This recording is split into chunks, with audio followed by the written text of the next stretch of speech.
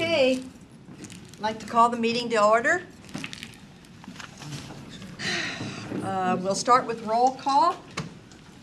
Deputy Mayor Wells. Here. Councilmember Baggett. Here. Councilmember DeCoursey. He's excused. Councilmember Holman. Here. Councilmember Pelosa. Presente. Councilmember Trump Manuel.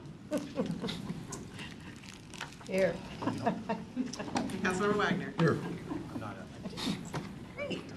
Are there any announcements, reports, or presentations besides what's listed on here? Updated information has been provided for both the midterm correction and the property tax levy. Okay, thank you.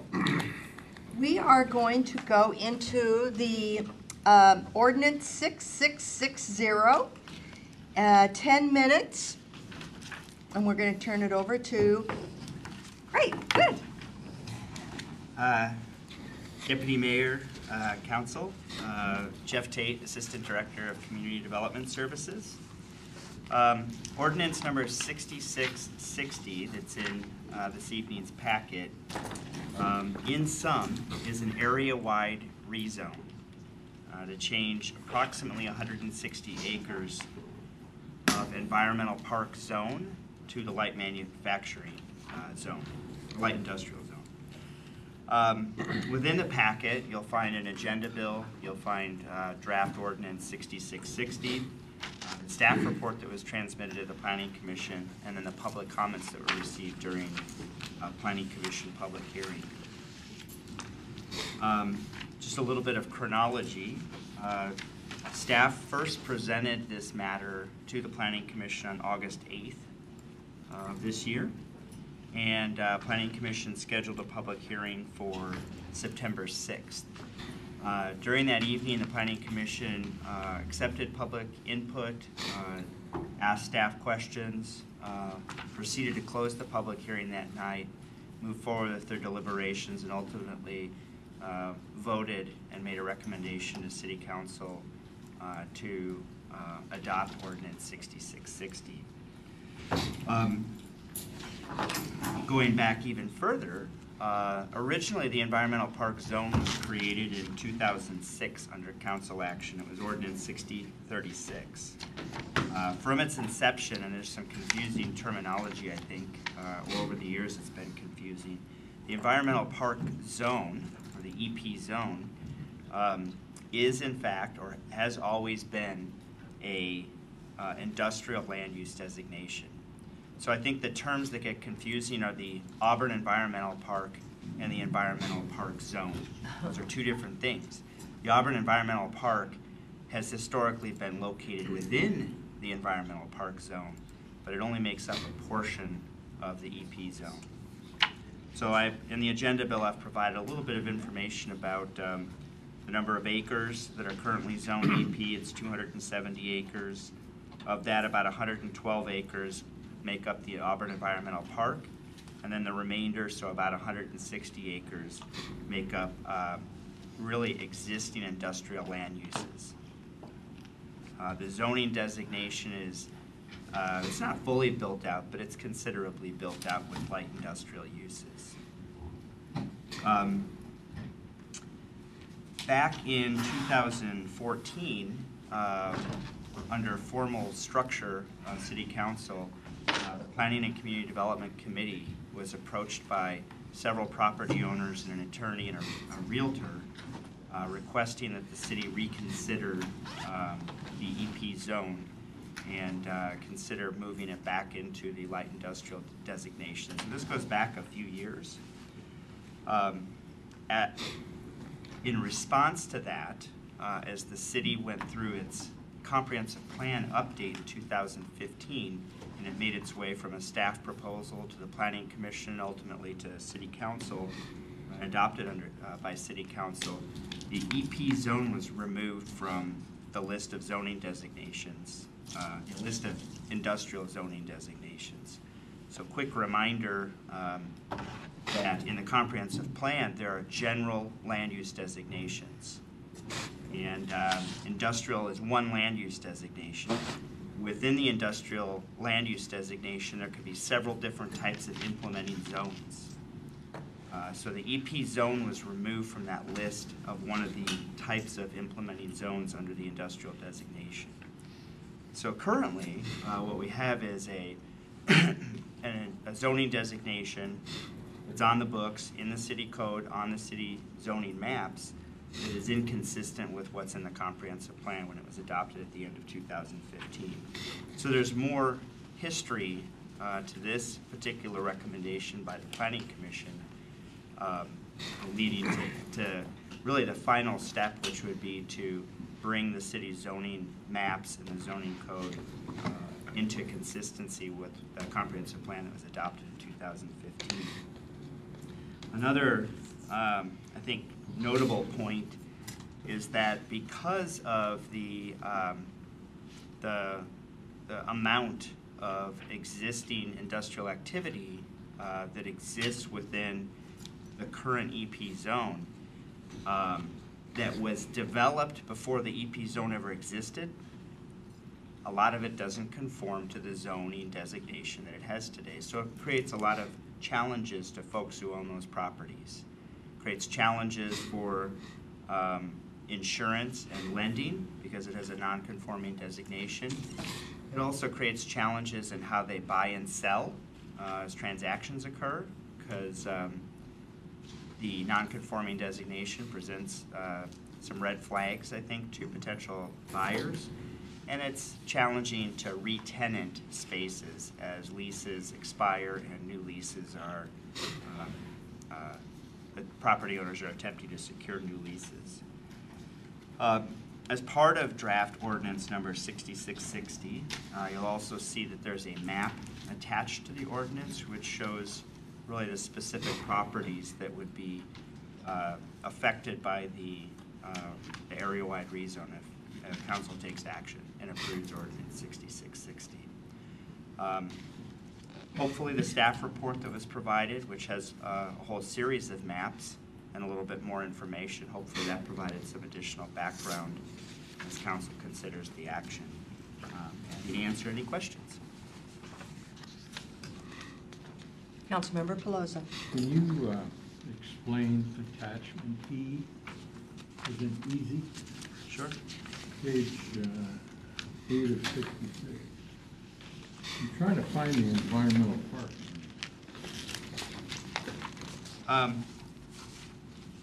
So on attachment E, you said it's page 8?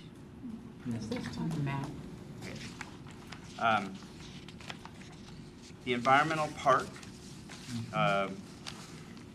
the area that is just west and north of the large blue polygon. So you see an open water body. Yeah. That's part of the environmental park. It's hard to see because it's M Street is.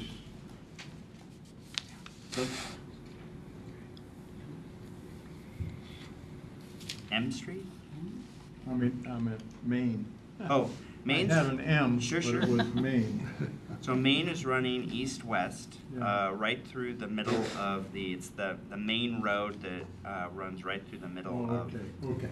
it crosses I'm Highway going in now. 167. Okay.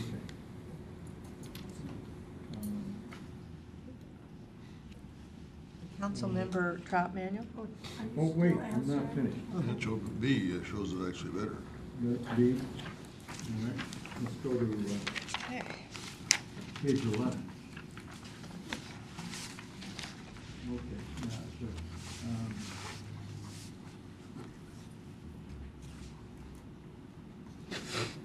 so what is the boardwalk for the environmental? park? Sure. It might be better if you flip one more page and look at page 12. Page Okay, 12 page shows an 12. orange outline of where the Auburn Environmental Park is. So you'll see all of the blue, which represents all of the EP zone, but then you see that the orange boundary is the environmental park. And at the southern extent of the environmental park, there's that parking space that's new, a couple parking spaces right on Main Street where the boardwalk is. So it's right along that very southern orange boundary would be the Main Street entrance, and then the birding tower is a little bit north and then east. There's two identical looking squares. That's where the birding tower is. That's too bad the boardwalk isn't illustrated there. Or is that orange? I just don't think the boardwalk picks up on this aerial photograph. Oh, Or it's covered in vegetation and you can't see it. what's covered with, oh, yeah. It's pretty well grown, the Yeah. vegetation in that area. My question was the same as Mr. Pelosa's. So the city owns all of this that's within the EP zone Everything that's in that orange boundary, yeah. over here? Everything in the, right there, that orange boundary. Okay. Yeah. So we own all of this? That's the Auburn Environmental Park, yes. So the Okay. city owns all of that. So it basically, the area-wide rezone is that same shade of blue, but everything that's outside of that orange boundary. We've talked about this before, that this might add flexibility to these owners so they could do selling, refinancing, and development and everything else. I think we talked about this about 6 or 7 months ago. Councilmember Holman. Well, I think, Councilmember Wagner, I do have something to say, but I think Oh. Mr. Wagner proceeded. Okay. Jeff, don't we own a little land on the west side of 167 as well that is intended to be part of the park? We own a bunch of land on the west side of 167. That land over there is a lighter shade of blue. It currently has an M1 zoning designation. So it already has the M1 designation that if council takes action on this, it'll marry up on the east side of 167. So how much of that on the west side is land that I at least thought was going to be part of the park? So on the west side, you'll see 4 parcels going north to south, west side of 167, and they kind of make up a sort of a half oval. That area in there is, I think all of that's owned by the city, or it's all in public ownership, and there may be a little bit more as well. But some is owned by the Washington State Department of Transportation. Yeah, so Okay, and yeah, I did not, that's not something that I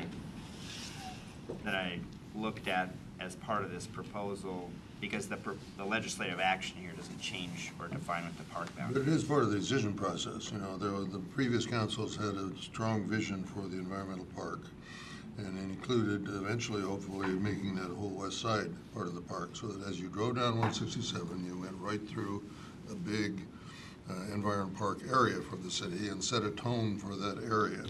So I think as part of the decision process here, we need to see an orange or dotted orange or whatever it is on what we own on that other side and what WestDOT owns. To assist Mr. Tate, the city purchased approximately 44, we did a land exchange with the Department of Transportation several years ago, about 44 acres of land over there to increase the area of the environmental park. You're right, Councilmember, the original vision for the environmental park hoped to go on the west side. In addition, as part of the Mill Creek Wetland 5K project, we also purchased 14 acres from a private party. So we have approximately 55, 56 acres of land in public ownership over there, city public ownership, and then there is land that's owned by the Department of Transportation as well that goes further south. The other thing I think is really helpful for our decision process when we vote is to know where Mill Creek runs and where we've invested, whatever it is, $3 or $4 million in a new culvert and redirecting of that stream, because that was one of the key issues that the council thought about in trying to bring that part of the land there into the environmental park itself.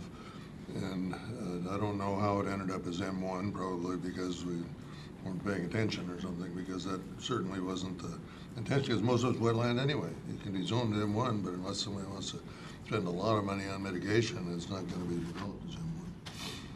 So, just so that it's clear to, what staff should do for a next step, the ordinance shows a map of the area affected by the area-wide rezone, and the environmental park is not part of that.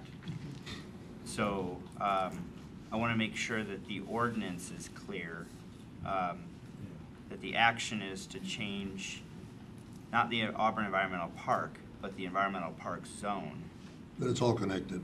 I mean, the only reason it was named the environmental park zone is because it had an economic development intent, which I will get into later and probably take way more time than I should, about why it was an economic development intention to include the environmental park and the environmental park zone as one decision process.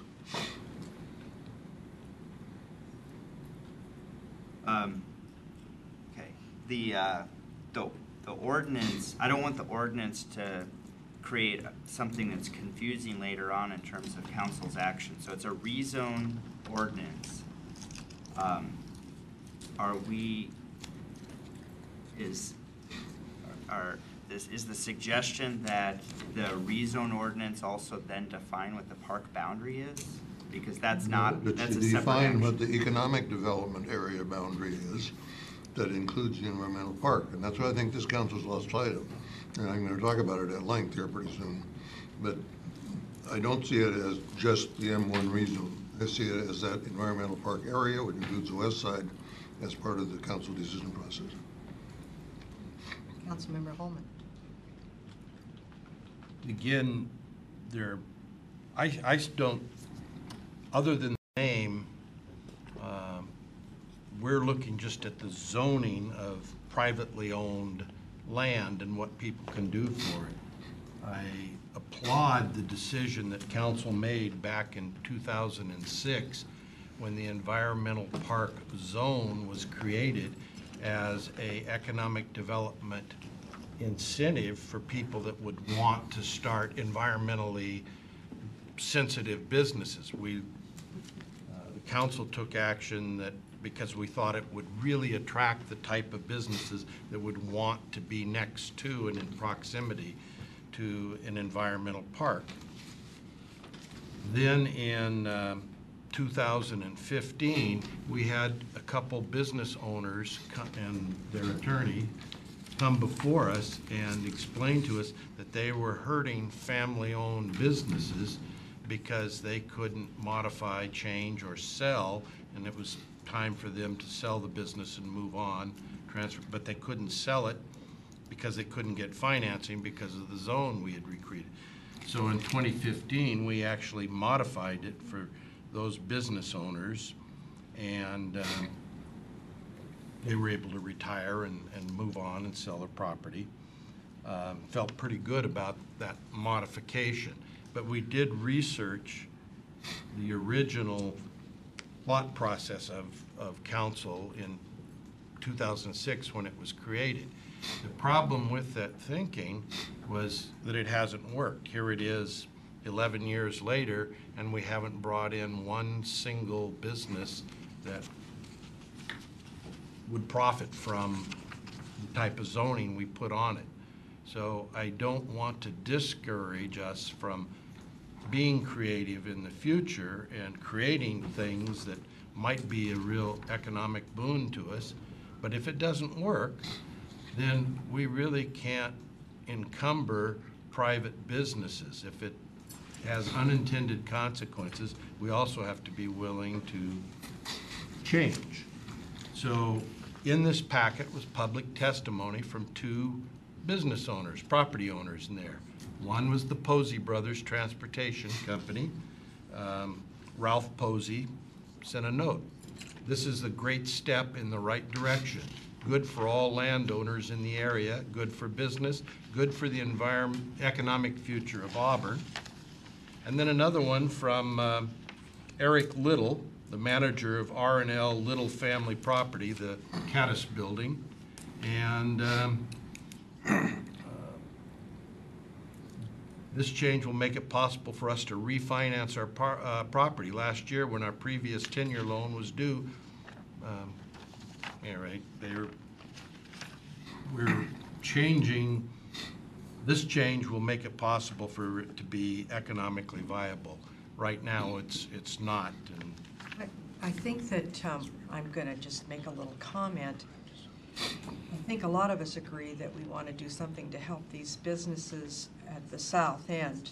But I think that what Rich is also trying to share, and I know you'll fix it if I'm wrong, that he's trying to make sure that when we deal with this little pocket at the bottom, which I think we pretty much support, we still maybe need to reinvent the rest of the concept and get it on a piece of paper so that we can see which portions are DOT, which portions we own, and what we had thought was going to be on the other side of the freeway.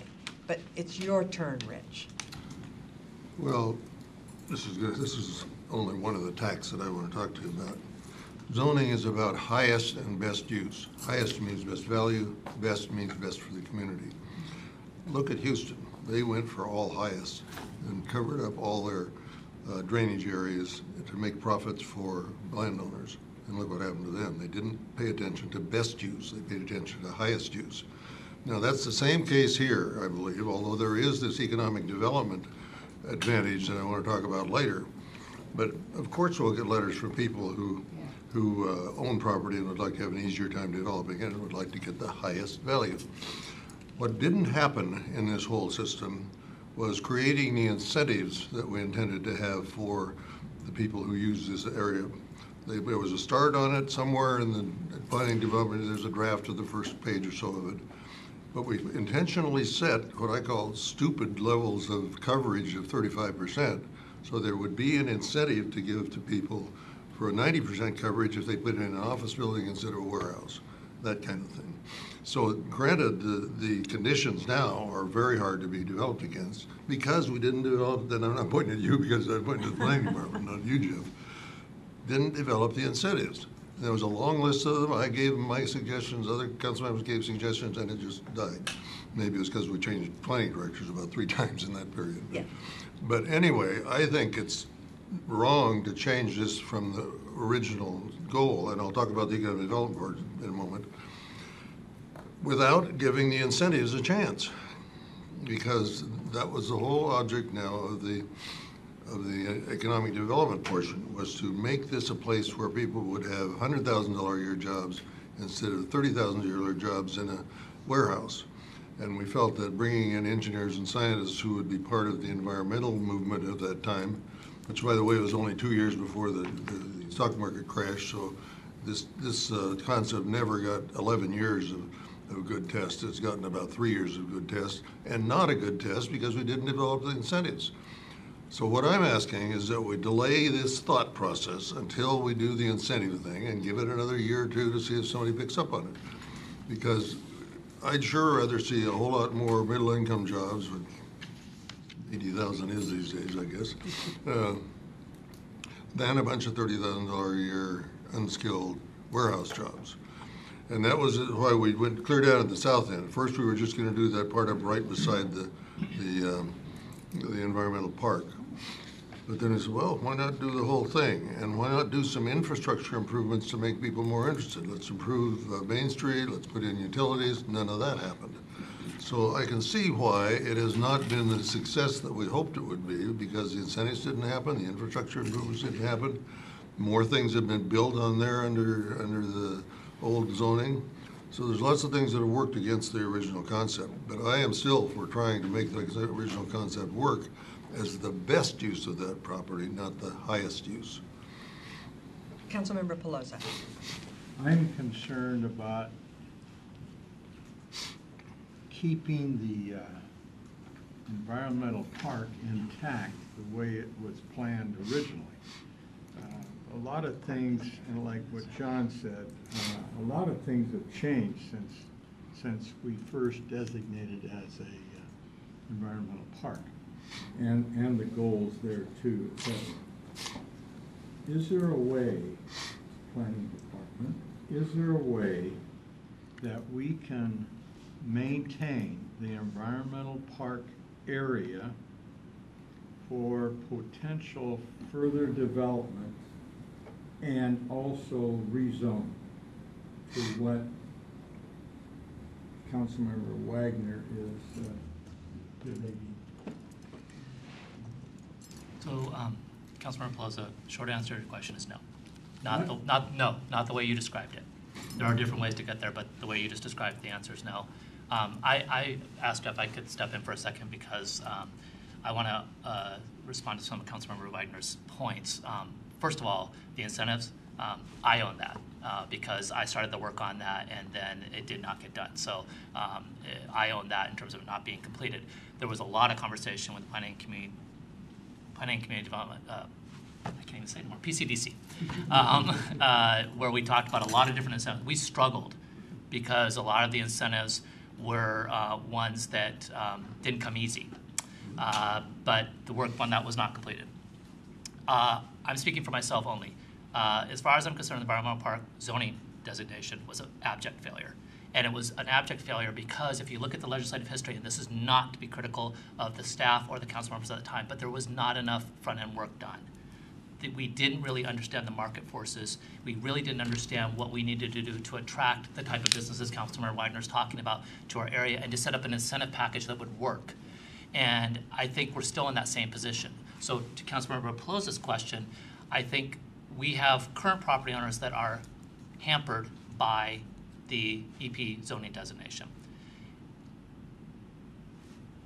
If the council has an interest in going forward with something that is more robust, like Councilmember Wagner was talking about, we really need to go back to square one and start over and really look at this from the context of engaging with those property owners. Remember, we also have a fair number of residential properties down there as well that are need to be considered.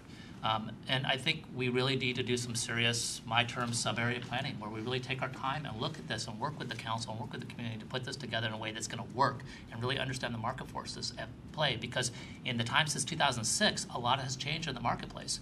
And what people are looking for in terms of workspace and the places they want to work have changed as well. And I think that is the path to success. And again, I'm only speaking for myself, but I think right now the reason we went through this is because that group came forward at that time.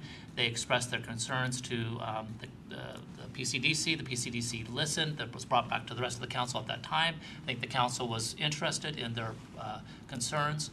And while it's up to this council to make that decision, I also think there is a better way to do this, and it requires more intensive effort, but I think the payoff is better in the end. I have a question. Why did we when we made that the environmental park, is it suitable for anything else? I mean, or did we just have the swamp and decided, okay, we'll make it into an environmental park because it's not suited for anything else? I think Councilmember Wagner and perhaps our city engineer can better talk about the history of that because there was purpose in acquiring that land. I think it was to avoid a major cost to a stormwater facility by using the natural conditions. I remember a number of $40 million is circulating in my head, what we would have had to spend to build a man-made system, but we had this land available to us, and I think there was a decision by the council to invest in that natural system. And please correct me if I'm wrong, but. Councilmember Holman. I'm sure this is mainly for the public that's listening to this debate, but we must not confuse the environmental park, which is just that, a park that the city owns and administers, with the environmental park zone. Now then, my colleagues Wagner and Pelosi understand this perfectly, but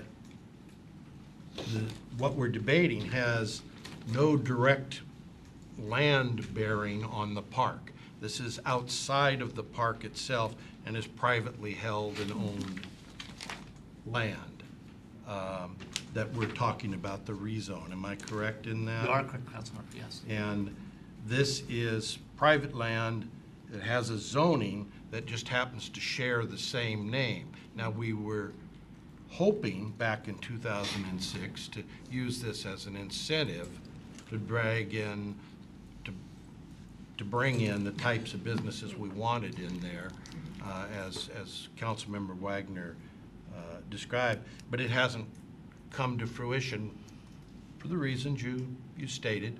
I'm not sure we still have the money to apply those types of incentive. In the meantime, we have family businesses that are being financially impacted. I'd hate to make them wait because we're hoping for something better in the future. But I don't see there being a large impact on the zoning land on the parkland. But they're two different things. See that again, what you just said? The effect? I don't think there will be a large effect in the land covered by our zoning on the environmental park. They're two separate parcels of I land. understand that, we just, I agree. yeah. I agree with that. yeah. Councilmember Wagner. But in terms of my harping on highest and best use, there is a best use as opposed to highest use, and every one of those letters is about best use. And I go back to Houston again. They let plenty of developers develop right across the marshes and take away all of their drainage. Now, I don't remember a $40 million number for, we knew there would be some advantage from stormwater management, but I don't think we quantified it to 40 million, and I'm sure if we did, it One would of be a bit less of than that. hearsay. So. Mayor, maybe when you're done, we'll let Mayor Backus, maybe you can provide us with some clarification? Okay. And so, I have an example of a company in this city named Forest Concepts. The only reason I know them pretty well is that I worked with one of the principals when I was at Weyerhaeuser. They chose Auburn because of our interest in environmental things, mainly the park, but also the park zone. The council wanted to name this the Green Zone, and I wish we had, because it got totally confused with the environmental park. And while I still don't agree with the Councilmember Holman that they are separate, there is a reason to think about them separately. Sometimes I think about them as a whole. In others, when you think about the best use. So, Forest Concepts came here just because they realized, and Jim said this to me several times, he said it in public several times, Dr. Jim Dooley, that they came here because this city is interested in that kind of businesses being supported. And so while I'm thinking there maybe was some smart thought with the planning department, a way to create incentives, even though I know it was a tough road the first time. I wasn't on PCD, so I didn't get much involvement other than giving you a list of things I thought of.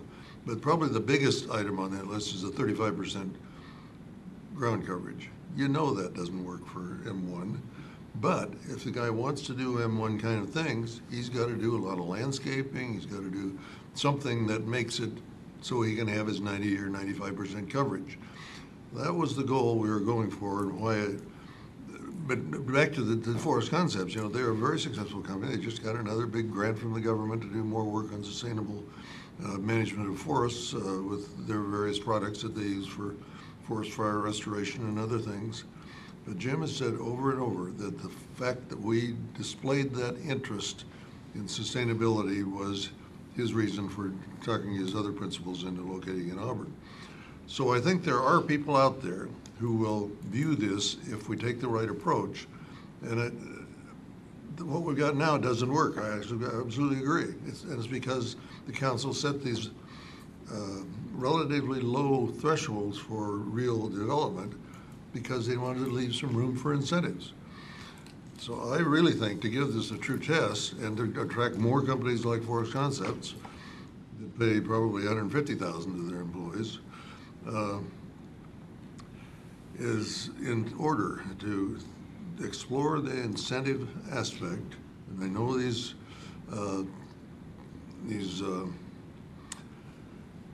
property owners who want the highest use, not necessarily the best use, they want the highest use, are hurting at the moment, but I'm thinking we could do this in a couple of steps. We could take some of those obvious restrictions, like 35% coverage, and talk about straightening those out so that other things could be done. We could do M1, but with some restrictions on things more than ordinarily M1. And so I think there is a path forward to give another couple of years of try of this economic development advantage of high-paid jobs and not just dump it because a bunch of property owners want to make more money. I could just respond very quickly. I don't think anything Councilmember Wagner said is off mark, but I think the most important point in this is understanding the market forces. For those existing property owners to see value in either converting or selling their property to another use, like the councilmember was talking about, they need to see greater value than what they currently have. And so we need to invest in understanding the market forces and make sure that we do it right.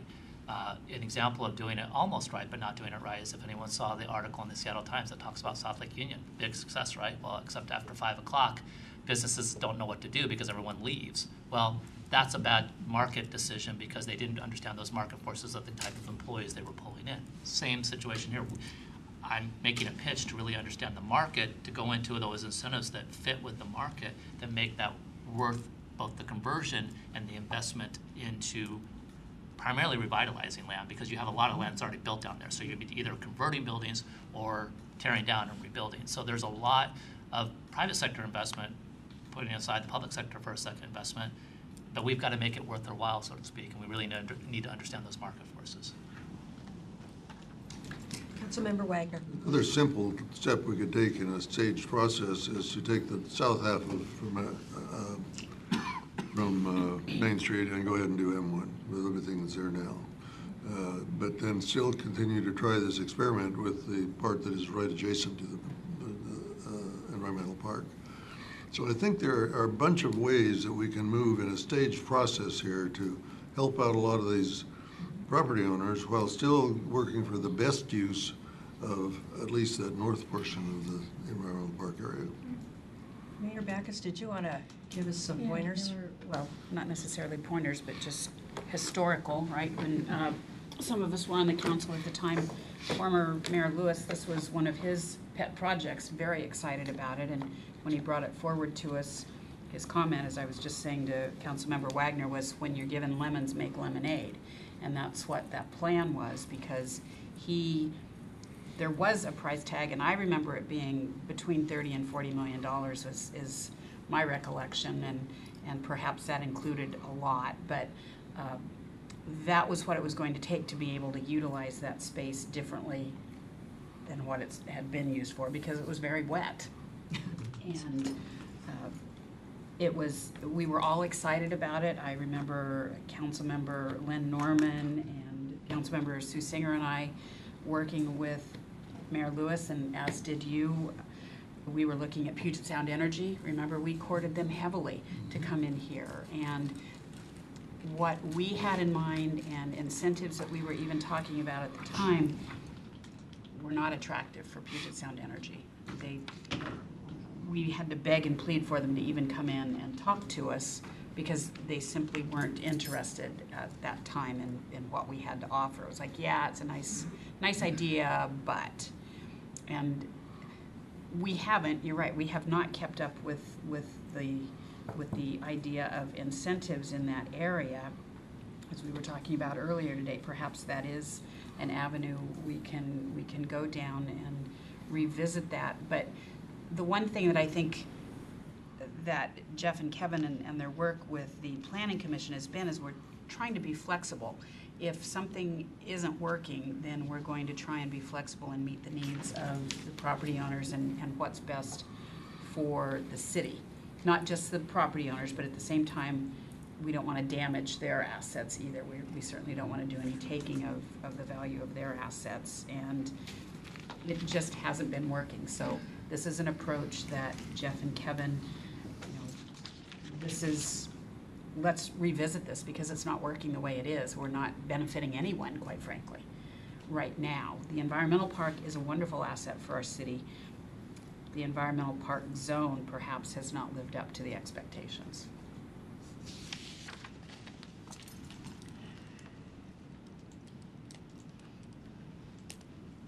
Councilmember Wagner. Well, I don't know if there are 4 council members who would vote against this if it comes to the council next week, but I certainly will. if it were reworked to do something like only do the south portion and commit to a program of incentive identification for the north portion, I would vote for it. So that's what I'm hoping might come forward next week, is a hybrid approach to this thing that isn't working, rather than throwing out the baby with the bathwater. I think from a staff perspective and process, just kind of remind council of what that process might look like. So the Planning Commission has made its recommendation, and so I think in terms of if council directs, the ordinance can come to council floor for some discussion and some kind of action. There are obviously a range of options in terms of sending a Planning Commission recommendation back to the Planning Commission for additional work. And there are certainly some ideas that staff can help formulate in terms of what a council action would look like. But ultimately, it's a legislative action that should go back to the Planning Commission. So I say that because I don't think staff is really in a position to bring forward an alternative proposal. Too short, yeah. One of my questions is that if we do ask for it to be changed, I think that we need to come up with the incentives. That if we don't beef up the incentives, holding off is not going to make any difference. And so if we were to send it back to them and say make it smaller, and we want to see what the incentives would be, then maybe we wouldn't be revisiting this issue without having given it a real hearty chance.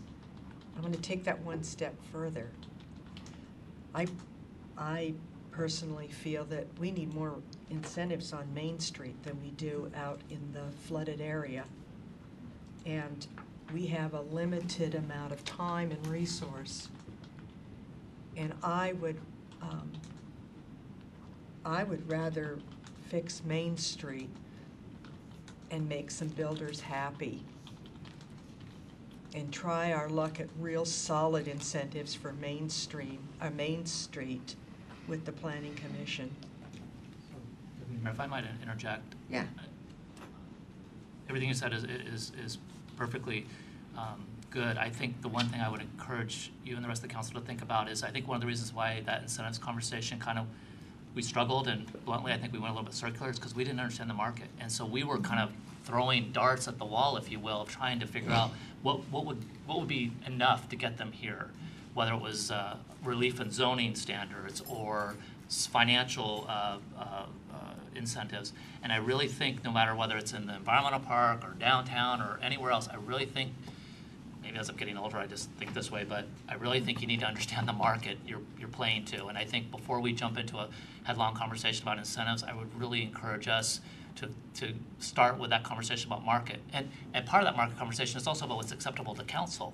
Yeah. Because we have to have kind of parameters, if you will, of what the acceptability. It would be a waste of resources to use your term, Deputy Mayor, for us to go in all directions if we knew that council kind of had parameters on, so to speak, of what they found acceptable. So I'm just advocating that be part of the conversation. Okay.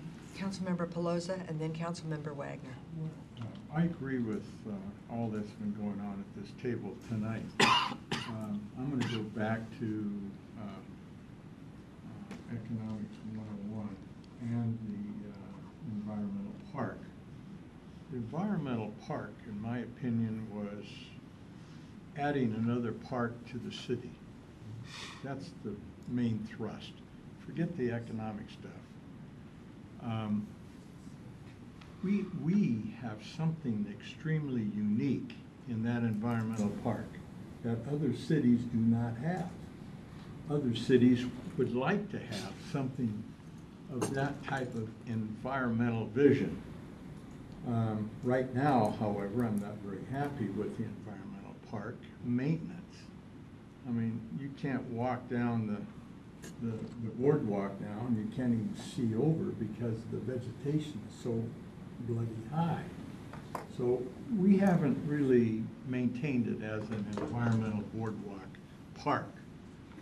I, for one, don't want to lose that vision that we had many years ago. We spent money putting the boardwalk in.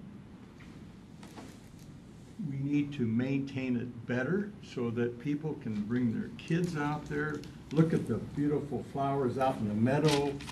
That's what it's all about. And it's a beautiful area. Many of us bought benches out there, and they're not being used because people go in there and it is so dark. It's kind of scary to walk in there. So we've got to fix it so that we can enjoy it as an environmental park. And I am open to what you say, John, everybody. I'm open to all that dialogue. But let's not forget the purpose of that park is that our citizens can go down there and enjoy environment. And that goes along with the tower. The tower, we need to maintain that area. Councilmember Wagner, you liking this? Well, I think there are multiple reasons for it to be there, not just to be used by our citizens. Just seeing it as you drive down 167 is a value. But in terms of the cost and where we invest our money, all of the things that would have cost us any money just of any significance, we have directed to other places like downtown. $10 million or whatever we've got in there now. And I tend to agree with you that we don't want to put general fund dollars out there, at least at this time or in the near future. But we do want to look at those restrictive conditions that we have on people that are causing them to not be able to do anything with their property. And we want to maintain the thought about incentives, and I would propose that that only move to the north portion of the EP zone and not to the south portion. And so I agree with you. We've got better places to spend our money, and we've been saying that now for 15 years. That there was the 40 million you could spend if you put in roads and sewers and all that, and there was the 2 million saving from stormwater management, but the net cost to the city was a lot to actually do some of the incentives that we talked about. But there are others like this lot coverage thing that are simply the stroke of a pen to give somebody a huge advantage in moving and selling their property. So I would propose that if we pursue the incentive program, we just mark off those items that would cost money because we've got too many things to spend money on. And we focus on those things that could be done for little or no money. That's my point on the reaction to your comment. So what you're kind of thinking, and then I'll go to you, Bob, is that you feel comfortable moving the boundary up to Main Street. Yes. But this is something we're going to refer back to the Planning Commission to look at, and then we're going to ask them to look at that, consider that, but to come up with some real quick and easy, if there's such a thing, incentives that could be done while we continue with the experiment around the rest of the area. That's it. Okay, now it's your turn. Okay. Well, notwithstanding that we have a recommendation from the Planning Commission itself that we were contemplating tonight, is there any degree of urgency with this ordinance because of what's going on over there with the people's property? That would foresee a problem in going back to the Planning Commission? Well, there's probably a few different ways to navigate that. I mean, I'll say that I have not received feedback from any particular property owner that, the day after a council action that's in favor of what they're proposing, that they're going to submit an application of any kind. So we're not operating under that kind of a known deadline or urgency. They're interested, obviously, and have been waiting. I think that they feel between the comprehensive plan that was adopted by council in 2015 that took one step for them. So I think they're eager. I think that there's ways to facilitate a council action that might help them. I mean, if we're talking south of Main Street, I think that we could create an ordinance, or the council could take action that accepted that portion of the planning commission's recommendation, which I think would make those property owners. So we wouldn't have to drag this whole thing Right, out? you just- could send a portion back to the planning commission. I think there's a way to craft a motion and a second and a, you know, the legislative direction from council to go back to planning That sounds commission on a like the portion of it. move we want to make. Well, and maybe to throw out, to complicate it even further, but to throw over, another alternative is to move forward with the entire M1. And as part of the implementing ordinance, you could set up a section in that designates a work plan for the development of incentives. So Jeff is saying you could, there's two options potentially in front of the council. One is to move forward and split, so to speak, so you have M1 on the south end and EP remaining on the north end with some development of incentives. The other is to do the M1 as it was proposed by the Planning Commission in its entirety, but develop in the implementing ordinance a work plan, specific work plan that details out how we're going to move forward on development of the incentives that are applicable to the entire area, not just that bottom or the southern end. Councilmember Trout Manuel. I agree with everything our council members are saying as well, and what you just said about moving on with the M1. What were the incentives that they recommended several years ago? And could we implement those incentives at the same time to benefit everyone? We're bluntly kind of all over the place. And I mean it honestly, we struggled because we were trying to figure out if it was better to be financially oriented incentives, better to be zoning oriented incentives, and this is really working with the PCDC members at that time. And we kind of went all over the place. We had a fairly extensive list at one point, and then we couldn't really get past that list. And I'm looking at the mayor because she was the chair at that time of the PCDC. So we could certainly bring those back out and look at them as part of some future work action and share them. But we kind of stopped, for lack of a better word, and because we just were struggling. And I think that's why I'm advocating so much about understanding market forces, because that was 2009, 10-ish, I think. And a lot has changed even since then. And can we see them before, you bring them to us and we can see them, and then I can find them.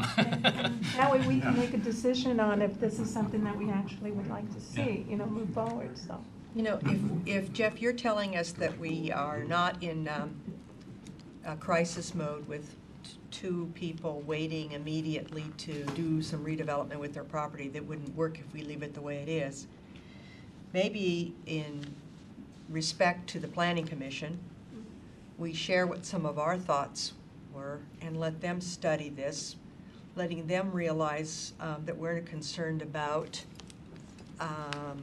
possibly destroying our environmental park, or not our park, but the zone, but we'd maybe like some modifications, but I'm afraid we're going to take action, we'll never see the incentives again. And I'd like them to come up with the incentives if we're going to have the environmental zone. We need to see those incentives. And if it's not a crisis, then let's give them the opportunity to look at their work product. They've spent a ton of time studying it, and see what they come up with. Okay, Councilmember Wagner. And any new ones. Yeah.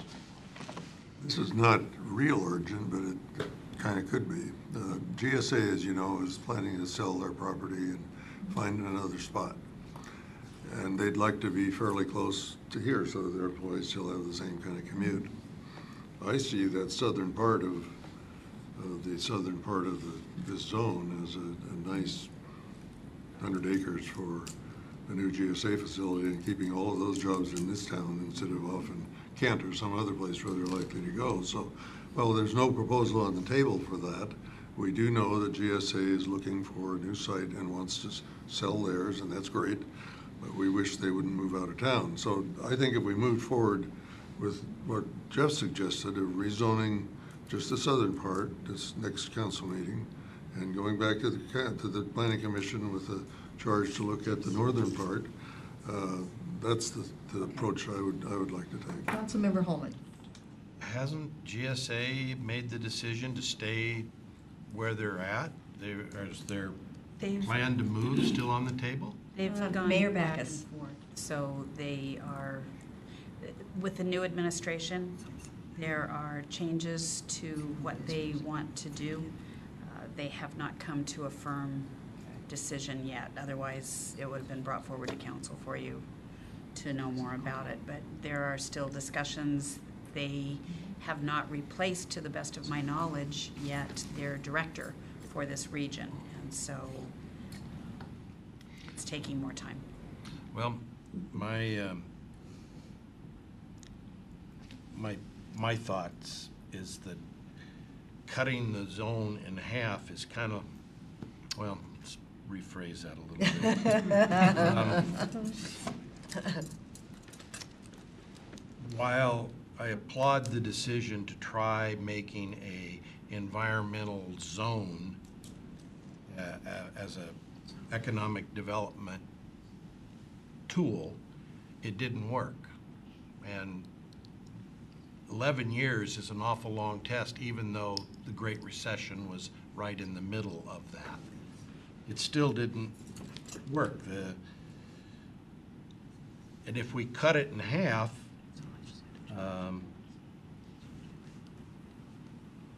keep half of it, then we'll have half that doesn't work. So the horse is dead. Cutting it in half so we can flog the front half of it won't make it come alive. Don't use horse. Okay, well, what else do you flog? I don't know. The horse is dead, the jockey's Well, gone. and I keep going back to, if we're gonna spend a lot of time coming up with incentives, I'd rather spend my incentive time with the Planning Commission on Main Street. Yeah, had a big one. Okay. But, you know, I'm not trying to be flippant at all. I'd much rather us start with a clean slate and try again. But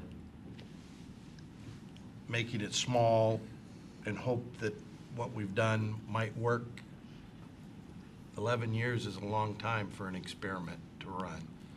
And it didn't work. I hope we are willing to have the courage that you did and that council did in 2006 to try things like this again, but also have the courage when it doesn't work to start over again. Admit it and try something else.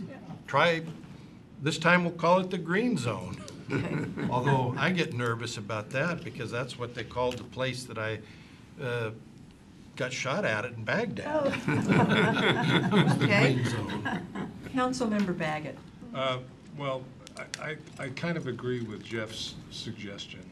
I think we should move ahead with this, and at least, because there's no degree of urgency here, I think that that would be a good way to kind of move forward with part of this.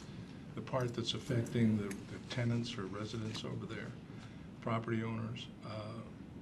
So my suggestion would be to proceed in that vein and take the rest of it and move ahead with incentive suggestions and what have you, rather than do the whole thing.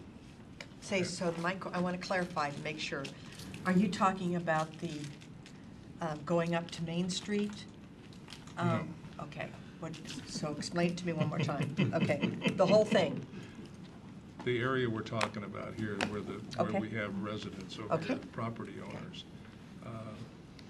Work that, because Jeff says we could come up with a suggested alternative there, while we work the other with the planning commission, and try to come up with some incentives that make sense. And in the vein of hoping to be helpful and not stepping out of my boundary, perhaps what staff can do, I think I've captured kind of a flavor of maybe 3 different options. And what perhaps I can do is tomorrow transmit over to all city council members what those different motions might look like, so that it's not trying to figure it out on council floor. Appreciate And that very much. Well, we Obviously, also don't council- want to put you in jeopardy with your director either, so. So I You can take me. just to help initiate a conversation. Obviously, council can take that wherever council goes with it. But basically, the planning commission recommendation as is, or the planning commission recommendation south of Main Street, but on the north side of Main Street, not proceeding and remanding back to Planning Commission with some, a directive to work on incentives. And I think there's kind of there's a hybrid in there as well. I think I can work on some language to present for council consideration. Okay, I'm leaning a little bit more towards Holman. And maybe just no more incentives there, and this project didn't work. So I think what Jeff is saying, Deputy Mayor, is I think we can lay out or he can lay out for the council several different alternative motions that will capture the different potential actions the council could take, and then let that be your decision. Great. Okay, Councilmember Wagner, and then do we want it to come back here? That's what I was gonna suggest. I think we should bring it back here on the 9th of October. So that we can really, we appreciate that you've spent an hour on this, and it's nice when we have the latitude to spend this kind of time and really ask all of our questions. And I think then we'll have Claude here too, and I'm sure he's got some really good ideas also. And so we need to meet again on the agenda, because we already got like 2 hours worth of stuff for I bet PCD. it's more than 2. And so let's meet again to set the agenda. Okay? Okay. Thank you for your patience. Now I'm going to turn the meeting over to Councilmember Baggett, who is our focus chair for Finance and Economic Development. Thank you, Deputy Mayor. We have a few interesting things to talk about here that will involve our Director, Shelley Coleman, Finance. And one of the things I wanted to point out is at the latter part of this presentation, we're going to address some of the issues that the ad hoc committee came up with the $20 car tab, and what to do about perhaps creating a separate account, a separate fund, a reserve account, and how we would go about doing that, along with any conditions that may have to be put in there as a direct result of perhaps the council's thoughts on how we would oversee that fund. But we would probably have to enlist the Honorable Dan Hyde to prepare perhaps an ordinance in that regard. But we will discuss that when we get to that issue, but I want to kind of give you a little heads up on that. Madam Director. Good evening. Good evening. Well, I'm trying something a little bit different this time in presenting the midterm, particularly for discussion purposes and not for trying to follow all the numbers around and figure out where we're at. So in the memorandum, we discuss what we have in all these attachments, and we'll go through these attachments.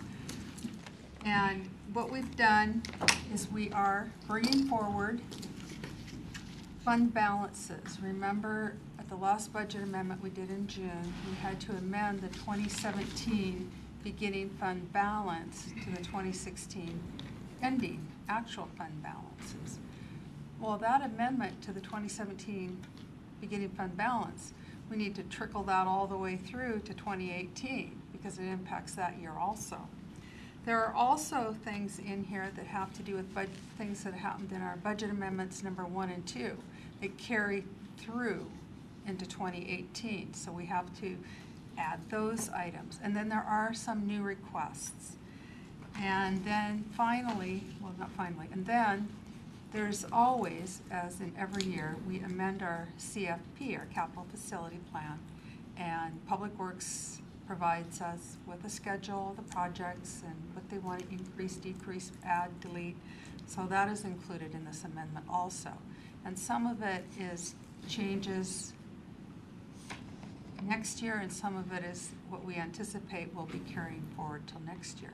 And finally, as what I handed out was a new packet, and they're paginated individually, because we had, the ad hoc committee has made some recommendations, and we had that recommendation kind of sprinkled throughout here, and I wanted it pulled out and set aside to look at and analyze before it gets folded into the budget. So I kind of rearranged this a little bit.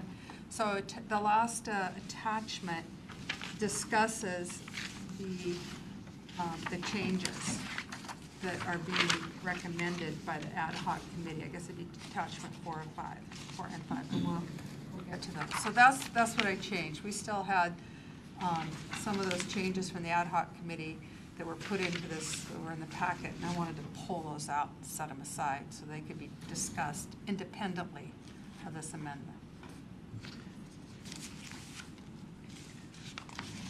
So the first attachment, attachment 1, looks like this, and it is on page 28 of the handout packet. These are funds, I wanted to pull those out and not have them sprinkled throughout the funds that really have some big amendments, or not big amendments, but some numerous changes in them. These are ones that only are being impacted by that carry forward, which we did in June, that fund balance carry forward. So there's no other changes in these funds except for amending, and we're amending the 2018 ending fund balance or the 2017 beginning fund balance, if that makes sense to you. And I wanted to just show these funds that that's all we're doing. We're not doing anything else. Are there any questions on that attachment? So walk through the first Fund 104 motel tax fund. Okay. Hotel, No, please. okay. The adjustment for $96,000, as we see here. The 2018 ending fund balance is being amended to $180,000 because the beginning fund balance, January 1st, 2017, was $96,000 more than what we had budgeted beginning 20. So when we do the 2018 budget, we take our 2017 ending fund balance, make that our 2018 beginning fund balance, so it really flows through the 2 years. So this is adding that, flowing that all the way through. Okay, any additional questions on this attachment? Councilmember Wagner? The Fund 433, the Sewer Metro Sub-Fund, why is there such a big change there? Just timing? This timing. And that, we're adding about $300,000 to the 2018 ending fund balance, and it's always that timing, 4-quarter rolling average. Did you have a question? Yeah, on the cumulative reserves, don't we always want to have a balance of about 8 million? We want to have a 22% ending fund balance of our general fund expenditures, and we look at the ending fund balance of cumulative reserves and general fund to make that.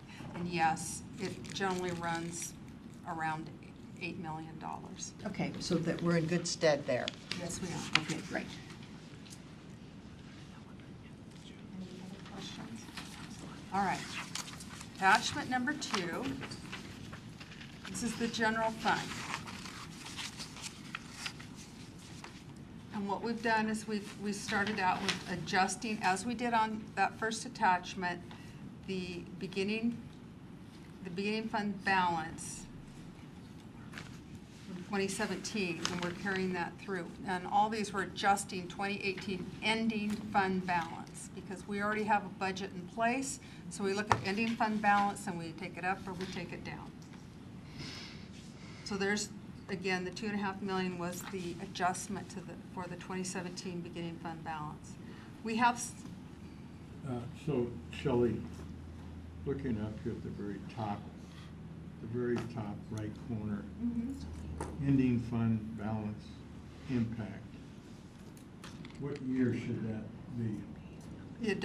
Are you talking about ending fund balance impact? Yeah. Well, it's just fund balance in general.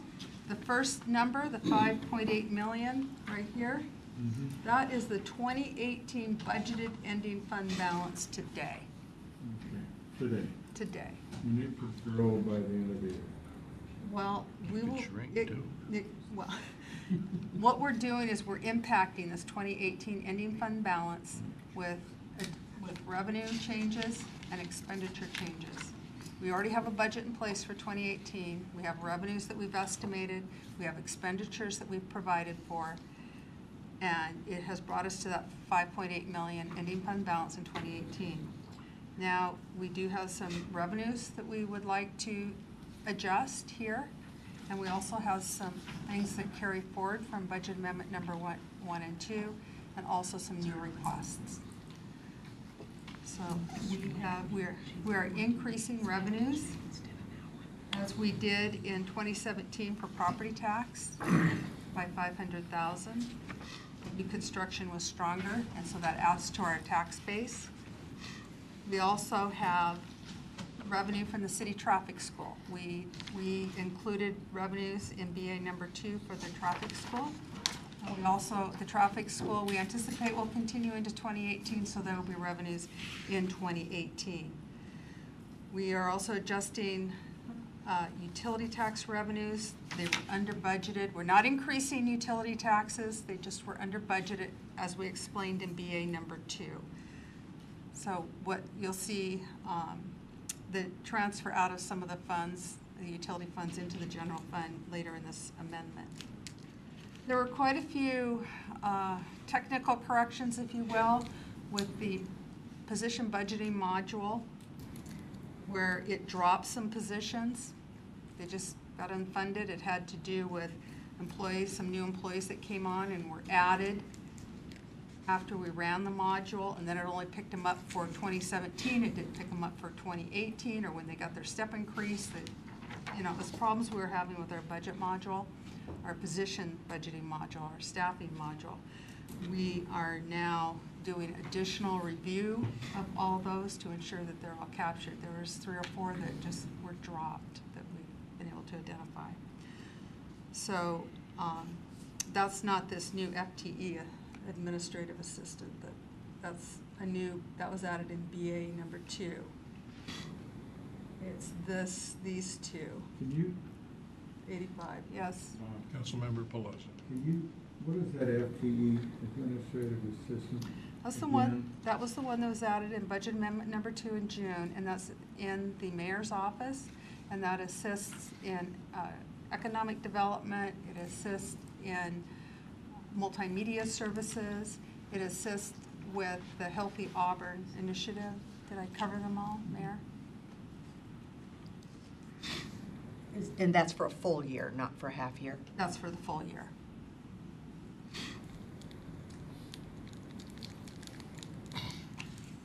And this $85,000 was in the budget module. When this employee hit the second step, it was dropped. We found that we need to add that back in. And also increase the pension budget for Police Records Division. That was done in BA1, and we need to filter that on through to 2018 as well. And these two numbers, the $300,000 and the $400,000, again, that was when we were running, we found that our police salaries were running close to budget, and in some cases, I think they did run a little bit over budget in 2016. And we had to go in, and what we didn't have is the comp time cash outs, as well as the Kelly days weren't budgeted as a holiday in the system, so it didn't pick it up. And so when they work, they have their Kelly day off. Many times someone has to come in and work it 2.5 times or 1.5 times, and double time, double shift work has to cover it. And this is the impact, $300,000 for some of those holidays. And then the cash out, the special payroll. The payroll module didn't take that into account, so we're putting that in. And finally, in BA number 2, I think, BA number 1, we had the police officer that is going over to the training center in Normandy Park, and we're being reimbursed by the training center for that officer, and we come out about $2,700 to the good on that. Now, the new funding requests.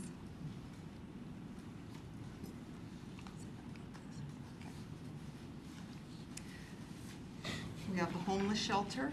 This is for a full year. It's anticipated at $337,400.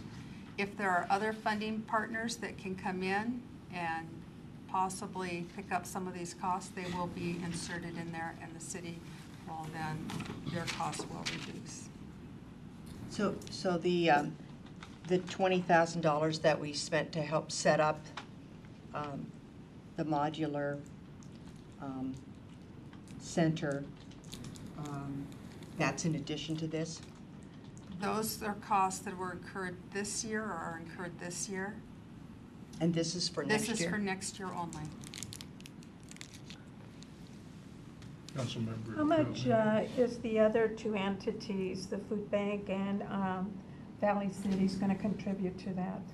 I don't have that information with me here tonight. I can get that for you. And I like to know where this number, how they came to this number. okay, I think it's one number. It's comprised of, I may have some detail on it, but there are several things that number is doing.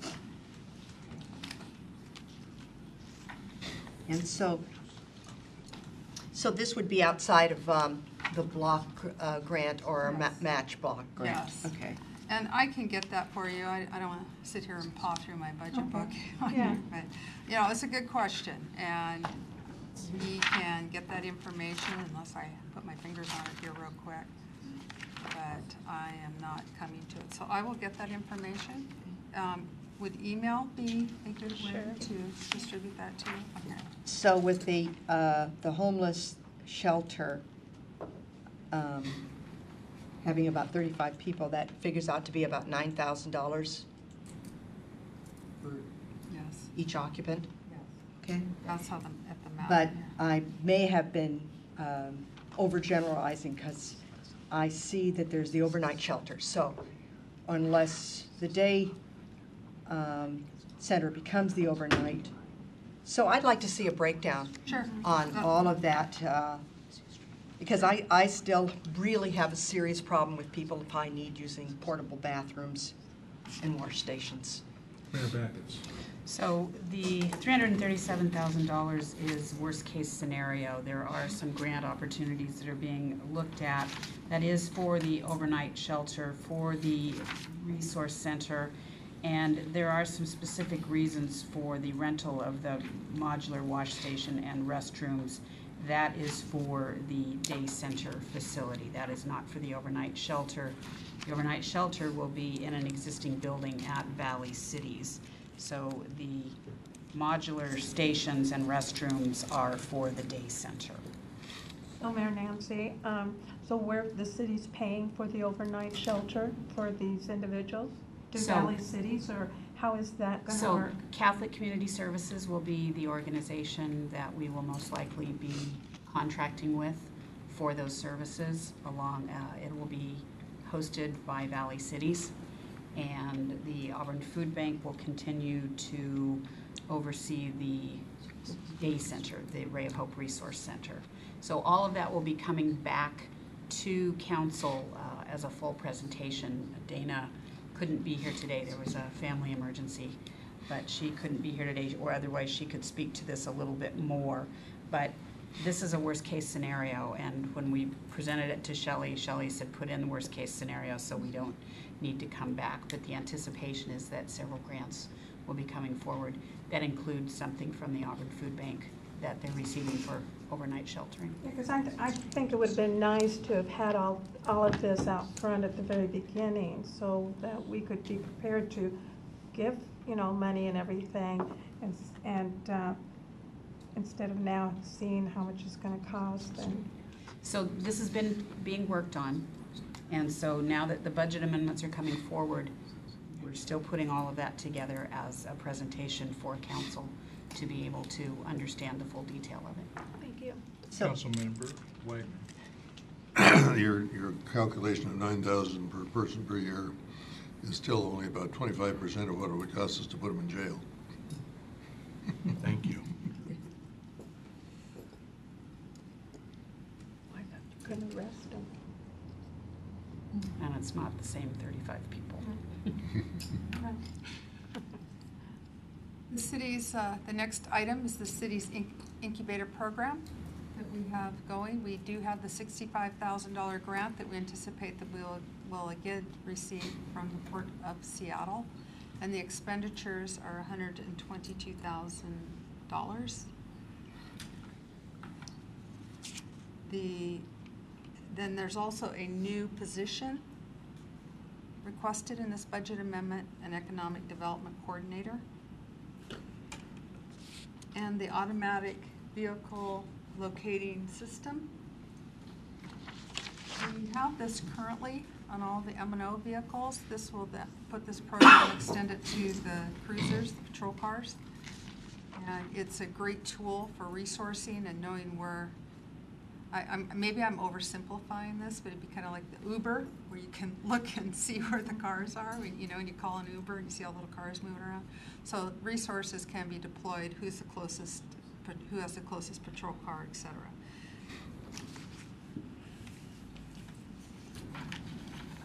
We also have an increase in King County District Court costs next year that we are anticipating. They are implementing a new case management system.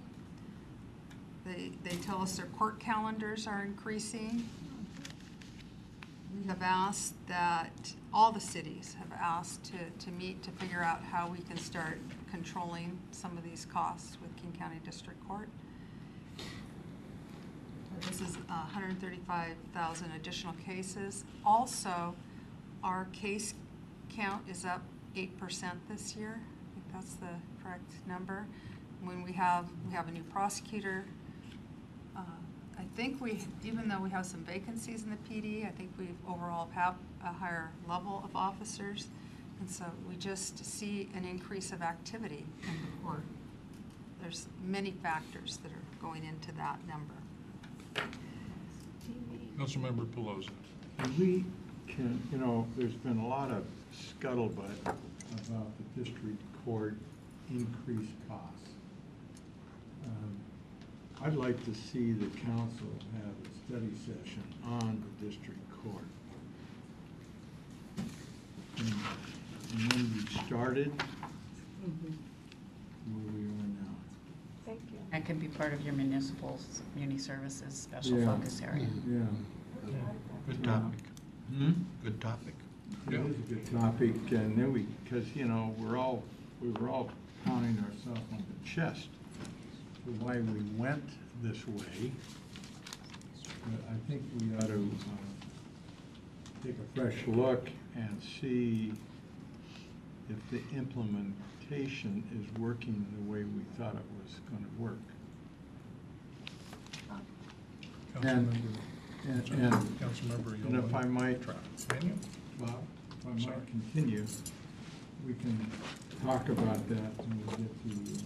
That'd be a good place for that, yeah. Thank you. I agree with you, Bill. I think also to invite a judge to come because my meetings, both at DV and also at the Regional Law and Justice, the judges are talking a lot about the abundance of cases, and some are being dropped because there's no dates and stuff. So it would be nice to also have a judge to come and speak to us on that.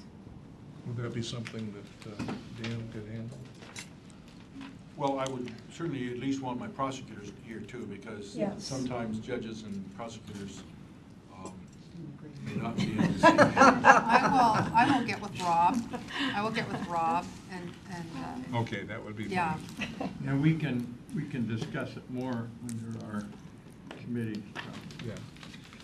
Deputy Mayor Wells. And included in that was the availability of jury trials. Yeah, thank you. Yeah, the whole. Yeah. Councilmember Wagner.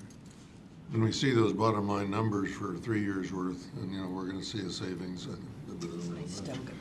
I'd like to see some delineation of services provided under the old system compared to what is provided in the new system. Because I think we have more specialty courts now and all those kind of things. And so I don't want a page about every service. I want a sentence about each service. I think overall, the initial thrust of that thing was that we were going to save around $1 million or something to that effect. So, yeah, that would probably be a very good thing. We're still well under that. I think this puts us, I think the amended budget's gonna be 1,600,000, and back when we switched, our court budget was over 3 million at the time. So we're still, well, between prosecution and the court. So we're Be a still. good yardstick to measure to see how we're doing in that regard. Yes, Councilmember Holman. It's more than just direct court costs, too. The savings on our bookings in SCORE jail have been reduced probably by a third, if not more, because of the change in Cost court with system. courts and less in the SCORE.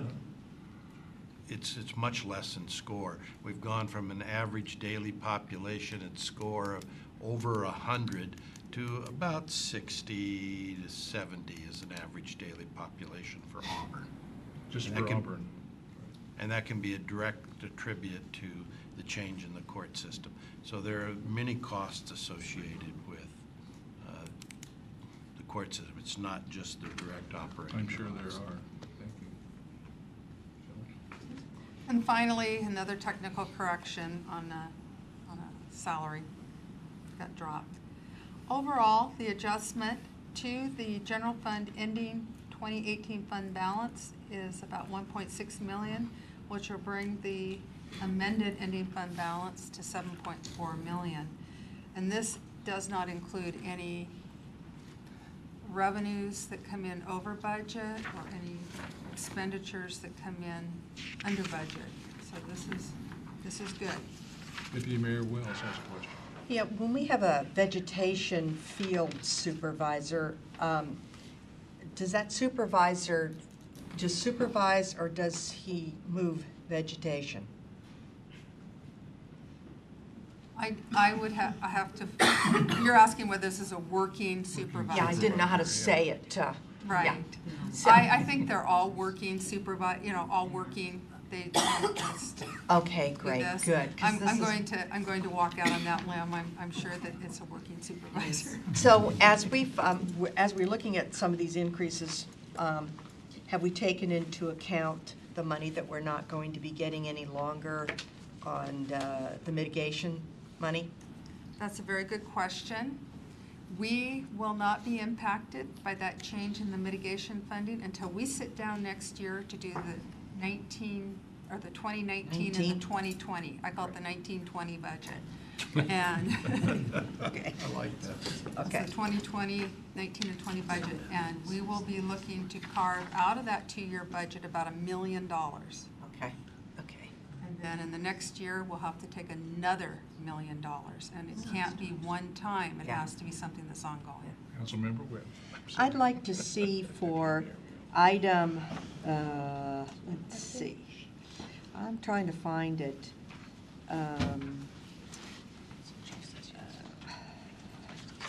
The partial new FTE that we added for assistance in administration, I'd like to see a new flow chart, that shows the Org chart? mayor and Org the chart. org chart with all these new fragments that we're adding. Okay. Okay, where I think we've got video and we've got some other pieces in there. I'd like to see a new one with the FTEs and the alignments. Okay. Okay, great.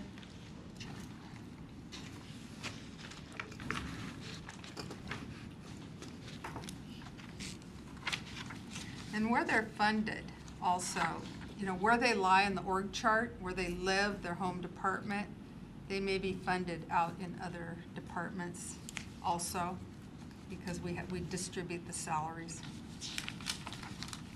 So we'll show you the reporting org chart. Thank you. Thank you.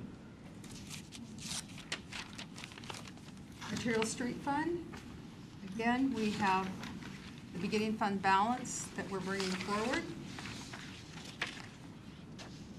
to adjust the beginning 2017 balance that we're bringing forward to adjust the 2018 ending fund balance. We also have additional funding requests for transit partnership service. This is the bus route that comes down off of Lakeland. The Sounder is going to be adding trips, and so we need to increase the bus trips. And In conversations with Public Works, this is twofold. There's a portion of this that is adding for the trips, and a portion of it is for the increased cost of services for bigger buses. And there was a contract that came forward earlier this year that council approved for this. And then we have adjustments to the capital projects, and I'm going to talk about the $20,000 and the $50,000 first. These are carry forwards from 2016 to 2017 that are now going to be carried forward into 2018. And then the adjustment, this $221,000 adjustment, we go to Schedule 3 on page 57 of this document. Councilmember Pelosi. Where are you? I am on page, right now, page 30, on page 30. Page 30? 2. Oh, 32. Page 32. And what item? I am looking under new funding requests, and I'm the second bullet down, the 221,000. Thank you. And I'm referencing for the detail, and this is capital projects where we're actually spending $221,000 less. We're spending $221,000 less. Details on page We're- 57. Yeah, on page 57 is the detail of all the projects that are being moved, and we're spending $221,000 less in 2018 than we had originally budgeted to spend in. So these are all the changes on page 57 to the arterial street program for 2018.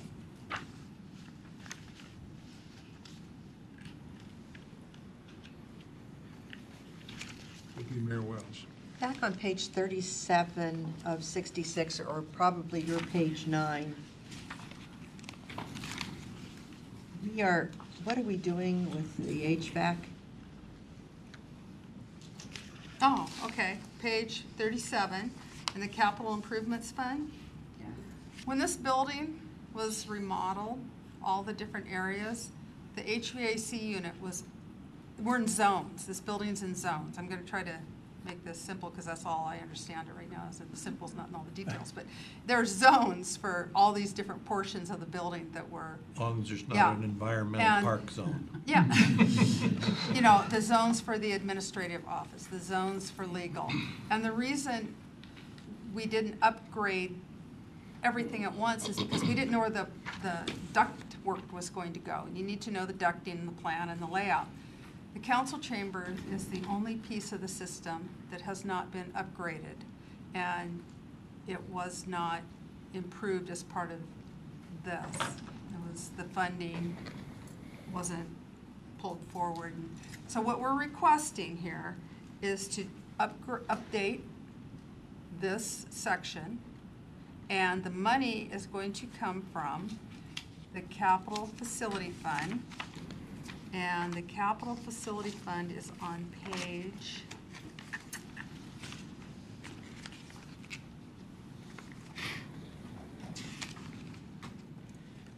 of facilities fund, on page 50. And we're taking it out of their ending fund balance because they have sufficient funding in there.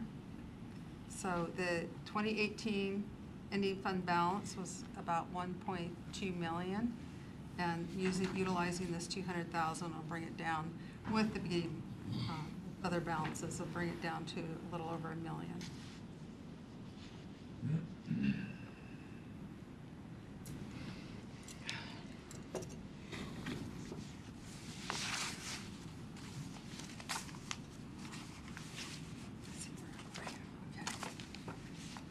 Okay, back on page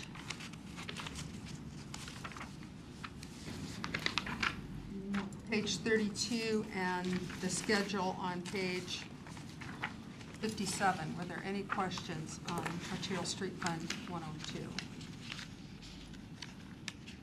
And Local Street Fund?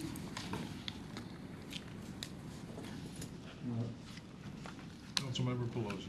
So This looks very vaguely familiar from our ad hoc committee.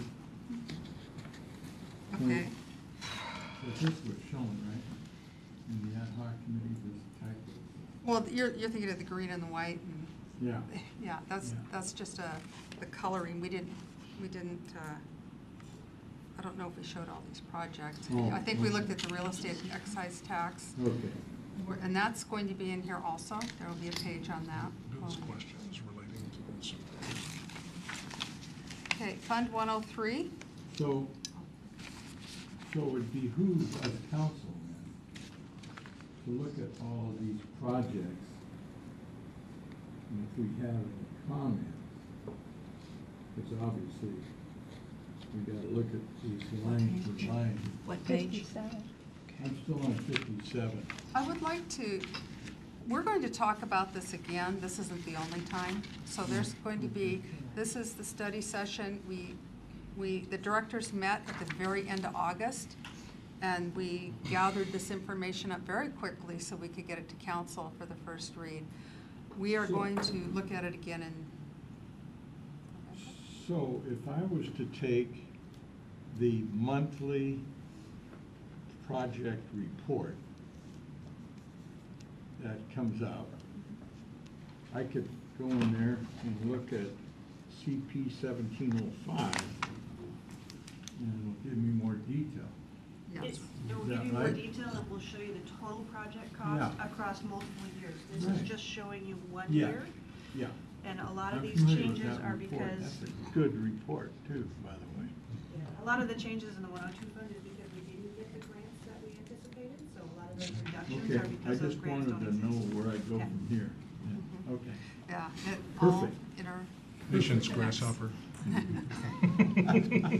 Perfect, grasshopper. In the local street fund, all we are doing is bringing forward the 2017 beginning fund balance and doing about $150,000 more in work. And again, on page 57, it's just $150,000 more in the local street improvement program.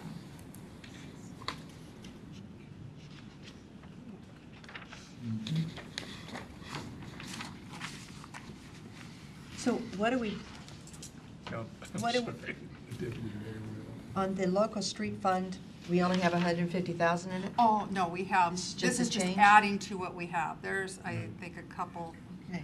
3 million budgeted and Okay, great. just increasing it. These are just the changes. Councilmember Wagner? On the local street preservation, we're funding that out of construction sales tax, are we not? Yes, we are. And so we're having a bang-up year this year, but in 2018, are we still covered by that source of funds? The 2018 has the construction sales tax going into this fund. And there's going to be enough? Huh? And there's going to be enough for the We have- 2.5 million or whatever? Yes, yes. Thanks. And then we get to Fund 105, the Arterial Street Preservation Fund. On page 34.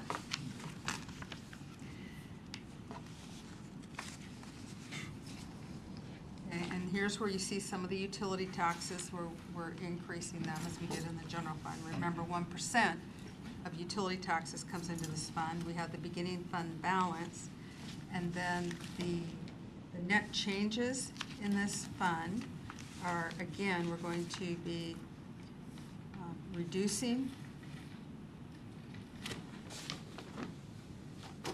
our projects by about $1.1 million, and the changes to that fund are on page, should be the next page, should be 57 and 58.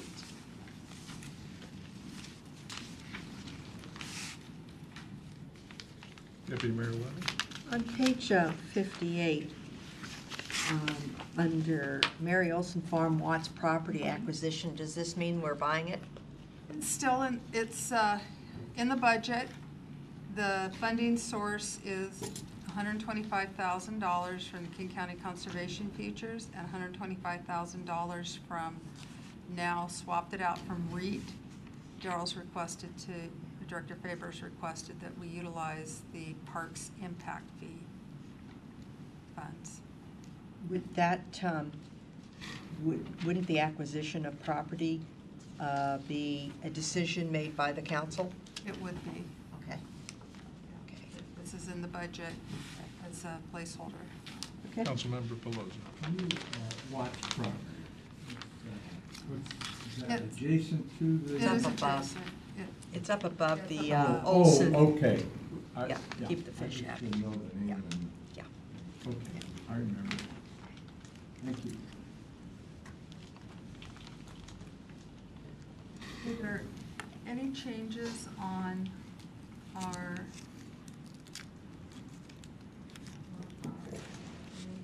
any questions on our arterial street preservation fund? It's in there. Looks like Auburn Way North Phase 2 and 3 have been removed. They're moved out to 2020. To 2020.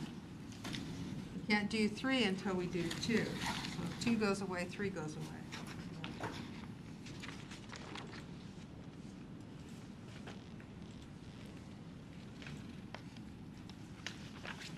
Okay, next fund, mitigation fee fund. This is the fund where we have traffic impact fees and parks impact fees primarily in this fund. And let's see, the beginning fund balance was substantial in 2017. It's far more than we had anticipated when we had done the budget. Director Faber is asked to fund the West Auburn Lake property trail work that was originally funded with REIT property and move that funding over to the park impact fee. And then we have, So, Councilmember so Pelosi. what are we gonna get for $100,000? on the trail. Deputy Mayor Wells. I think they're just putting a trail around the little lake up there as a starter. Yeah, She's looking up I'm gonna see if I've got something here. It's putting in some benches and clearing the trail from Yeah. around. Trail and other improvements. Is this the one that we, is this the link that we dedicated to Pete Lewis? Yes. Okay, the master plan was completed in 2013, and funding from this budget amendment request will pay for improvements outlined in the master plan. Anticipated improvements include trail improvements, a footbridge, park furnishings, and invasive species removal and parking. Sticker bushes. Actually, English ivy. Okay, so that's, And canary weed, canary grass. so that's that $100,000. There's the changes in the, about 261,000, and for the changes in the capital, in the parks construction on page 58, you can see all the detail of the capital facility plan changes.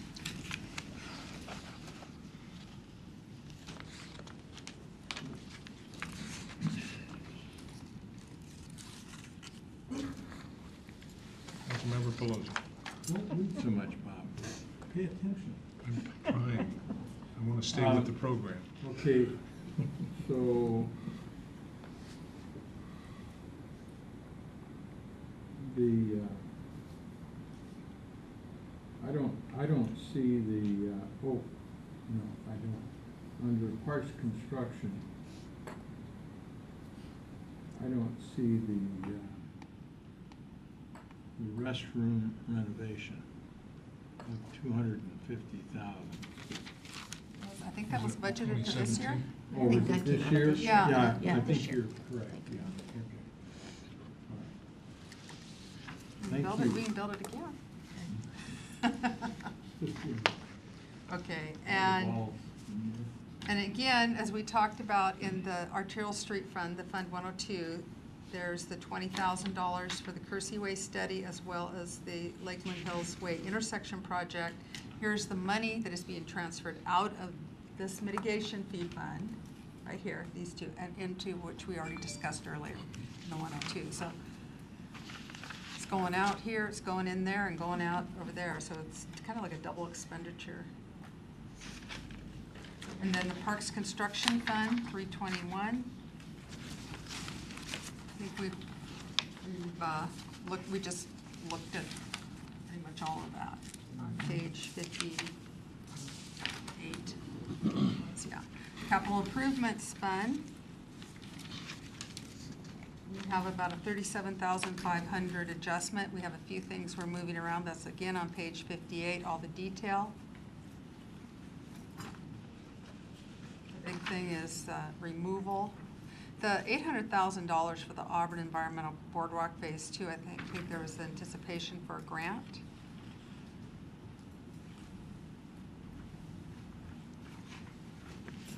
Or was it in the REAP funding?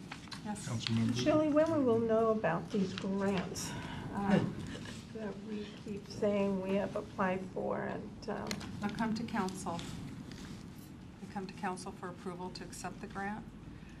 But we don't spend the money unless we get the grant, but it's a placeholder. I think there's an anticipation, but in this case, the grant's being removed because I don't think there's an anticipation that the grant will be received. Deputy Mayor Wells. You know, I think that you started working with staff in August on pulling this together. And I think that as a council, we might have some things that we want to add to this to have possibly funded, or they may be in here, and I just couldn't find them. I can think it's time that we aggressively look at what we're going to do with the Avenue Theater. And so I think we need to revisit that, the conditions of that lease, and it should be within 3 years now, and some of that maybe, and I know we've had studies, but I'd like to hear from Parks or whatever, what they're, because I've asked for a couple of years now to find out where we are with that lease and negotiations. The other thing is I'd like to, and this might sound kind of funny, but I'd like to have a category that deals with speed bumps. So that when it's a big issue out there in the community, that we have a line item for speed bumps. And I also would like some consideration. I know that Yolanda Trout-Manuel is working on the block grant stuff, and she may be coming in and asking for more money to match the block grant that we have been just matching in the past, and that we might be asking for more money for that. And I'd like to... Deputy Mayor, back on your first item. You just finished your second, now you're going to third. Yeah. What's the first one? Avenue Theater. Yeah, well, why don't we put that on a study session, a topic? Well, we can talk about that when we get to the... Well, what we may want to also put on a study session, what I'm alluding to is, each of us have some ideas of what should be included in this budget. Some of them are as little as speed bumps, and some of them may be as big as an Avenue Theater. But I think that at our October study session, the 5th one of the month, that maybe we want to just sit down and start talking about budget and what our priorities might be, so they can be melded in, or they're probably already melded in and we just don't know. So that's a suggestion that I have. And sidewalks. I'm really interested in sidewalks too. Also, it seems to me that the speed bumps around town, there's so many irregular rise. Some are smaller, some are spread out, some are blunt. You have speed bumps, speed humps, and... Turtles. And, Yeah. what are you? Well, and some of them are not even our responsibility, like the one in Fred Meyer, those aren't ours, those somebody else put in, so. Then you have the one in the parking structure, which is ridiculous. Yeah. But that's just my own opinion. Oh, we've got our speed bump expert. Sure. So you actually have a program in the budget every year. It's called the Traffic Calming Program, and that's what we fund speed cushions out of. You might recall back when we still had Public Works Committee, there was a design change to the speed cushions under former council member Osborne, where we changed that design, lowered them a little bit, made them a little bit longer. We are currently evaluating those to see how those are actually working and whether we need to make a change to our design standards for speed cushions. But the traffic calming program, it's not as simple as residents want speed cushions. They let us know that they have a concern with speeding in a neighborhood, and we go out and we do a study to determine whether or not we are actually seeing significant speeding happening or not. Just putting in the speed cushions, unfortunately, doesn't necessarily help a situation if you don't actually have the speeding happening. What you'll actually see happen is people will increase their speeds in between the speed cushions instead, and so that's not something that we want to support. So we go through a whole process for that. So I'd like to, how does the council feel about having a study session where we talk about what we'd like to see in the budget at our October, our last one? I think Councilmember Troutman was before you. Well, I think that's a great idea, because on Astronaut Night Out, we went to two areas that, the one over here by where Olympic Middle School is. A lot of the neighbors on that street were really concerned. On the other side, I can't remember the street, I would get it for you, but they were really concerned about the speed. There are speed bumps 2 blocks down from them, but they... Drive, Is that it? I think so. They said that in their areas, they go by the speed bumps and then they just come racing right down their road, and they wanted to know how to get, be able to get them. And I made the comment to get several of their neighbors and called Kevin Snyders, who I gave the name to call him up and have them come over, and they probably would come out and do an evaluation.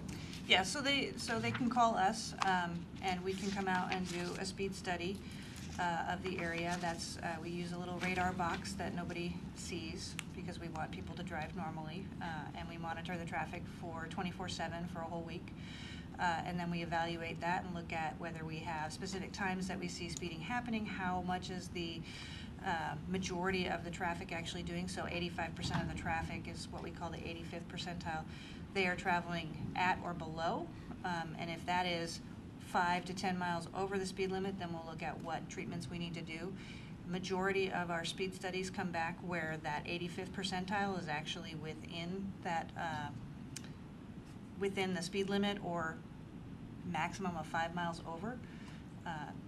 There are some areas where we have more speeding than that, and we go through the process for putting in potential improvements. So then to give your name instead of Kevin's would be, it gets to the right. Sure. We have Councilmember Holman.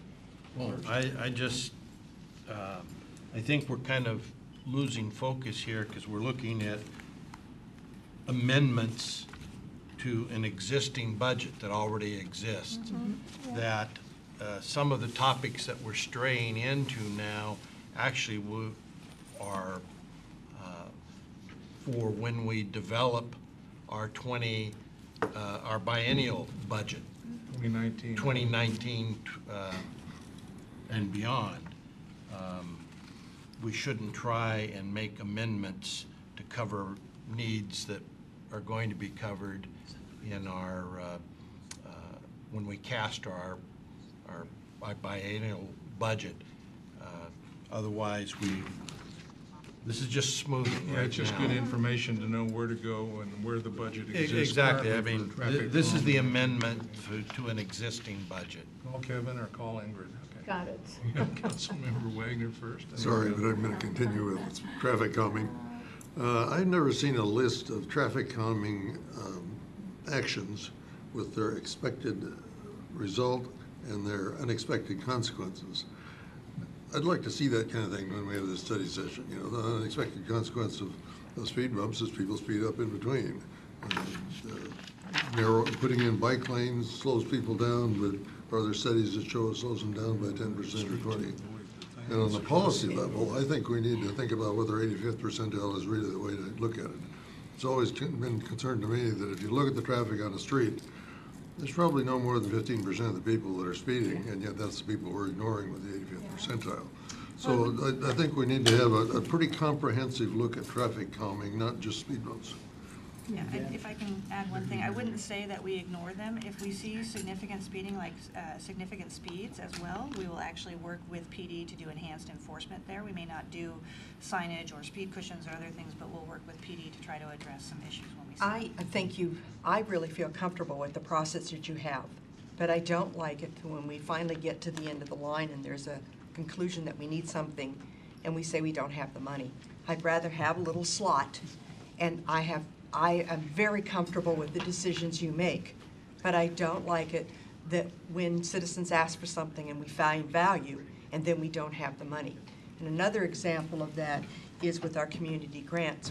I've had a number of people who come in here with a $900 community grant. They're told no money's left.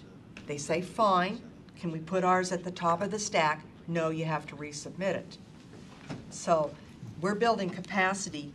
And this isn't. We are adding some new things. We're adding staff upstairs. We are adding a $300,000 shelter maybe. I mean, this is some stuff that is really significantly policy driven that isn't waiting. And I don't have a problem with doing it now. But I would like to see what other ideas we have, since this is our budget and our budget amendments. Mine are kind of little, but some of the rest of you may have some, and this is our time as a council, our budget. We authorize spending, and we should have at least what our priorities are to find out that they've already been covered. And again, I feel really comfortable with what you do. I just want to have a little piece, and if we don't use it, we move it forward. So I guess my question is, do we want to put this on the October 30th agenda and spend time talking about budget? Sure, I agree. Okay. I don't think those are not topics that can be utilized on a fifth study session. Oh, The only thing that council has approved Operating on arrangements study and council section, operating arrangements and council rules of procedure. So it would need to be at a surrounding study session. Okay, great. So when does this have to be approved? We have it slated to come forward to council for approval the first Monday in December. Oh, okay, we got time. We have time. Again, the directors, we met very late August, and Yeah. we worked, finance staff worked hard to get this turned around so we could get it in front of you. Thank you. Thank you. Moving on. Okay, where are we?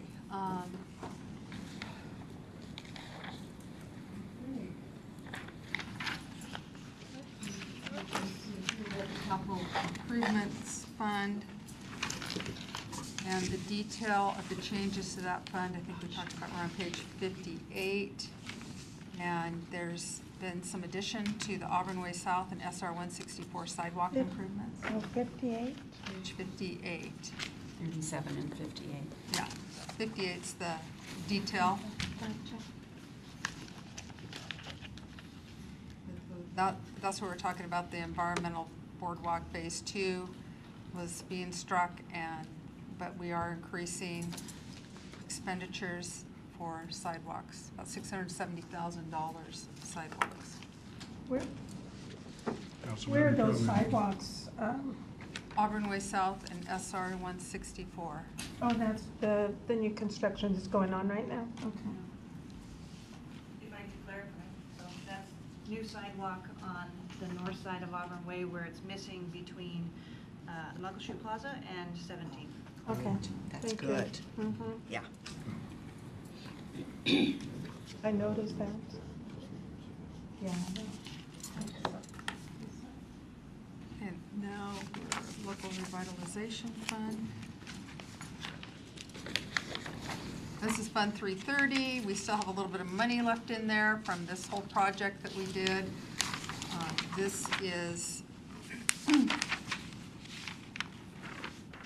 adding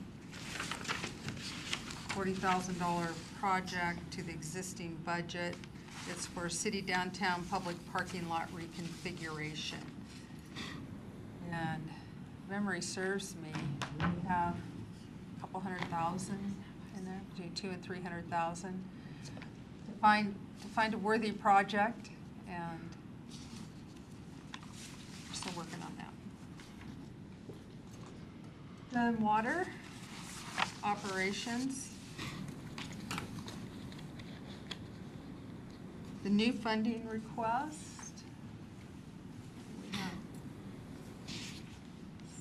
the fund balance we brought forward is 1.4 million. We have some technical corrections for the payroll special. This is the same position, just where the salary is spread around. Utility taxes, there's the cost. And then on page, we're moving a capital lease up into operations. And this is a portion of the lease. Other utility funds participate in this also. We're just reclassifying it. This isn't a new lease. We're just moving where we're paying the money. Sewer fund, we're still working on the correction.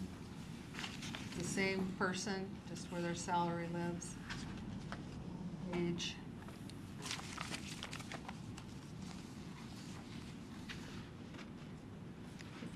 And we've got the interfund taxes and the equipment rental capital lease being moved from the capital fund to the operating fund. Moving on to page 41, storm drainage fund. We have the same types of things going on here that we've discussed. Water and sewer. Again, we're moving that portion of the lease from capital to operating. And then we have the two new FTEs for storm system inspection, cleaning and repair. This is for the MPDES requirements, permit. And we have to increase the frequency that these the storm system is inspected.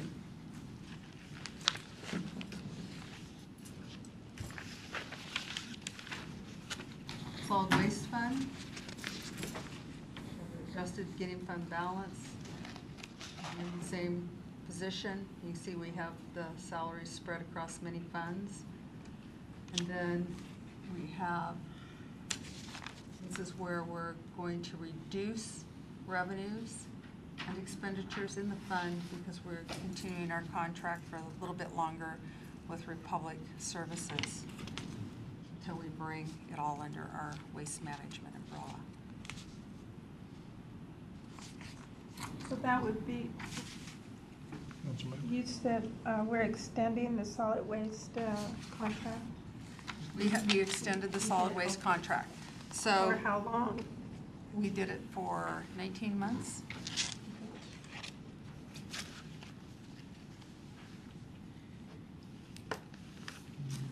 Airport fund.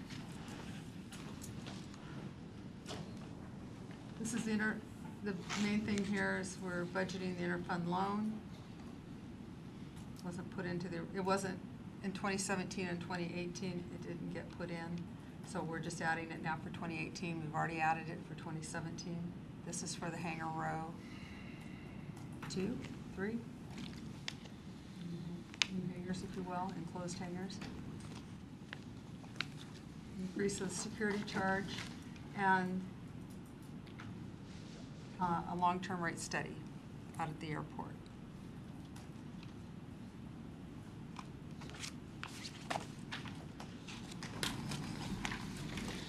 Cemetery fund, bringing some funding in. Oh, no, this is a correct budget position again. This is the payroll specialist still. We work in all funds. Water capital fund. Okay. This is primarily the changes in the capital facility plan that will be made for 2018. And the detail of those is on page 59 for the water capital fund. All the changes that are being made.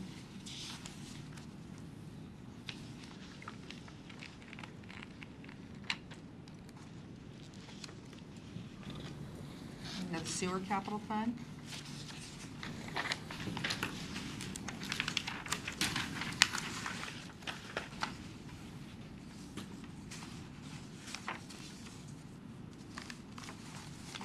Those are on page 60, the changes that are being made to the sewer capital fund.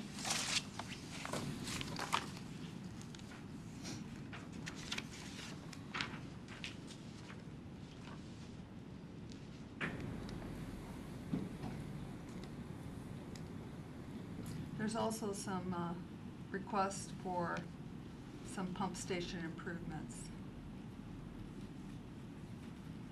And then the storm drainage capital, the detail of that again is on page 60.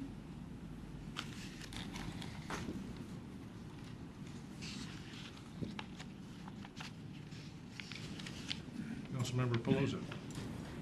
I see throughout the summary of the CIPs that everybody's getting a hit on the M&O lunchroom expansion. Yeah. Who negotiates those Well- 150 here, 37? Well, we split it evenly. We look at this, it's split between streets, which is general fund, streets and parks and general fund. And then we have water, sewer, and storm, and it goes about 25, 25, 25, 25. Oh, okay. That's fair. Sense. Thank you. Councilmember Wagner. Page 60, Fund 462, Riverwalk Drive, non-motorized improvements. Are we postponing that or eliminating it? It's being reduced. So that project was budgeted based upon receiving a grant, which we were not successful in receiving last year.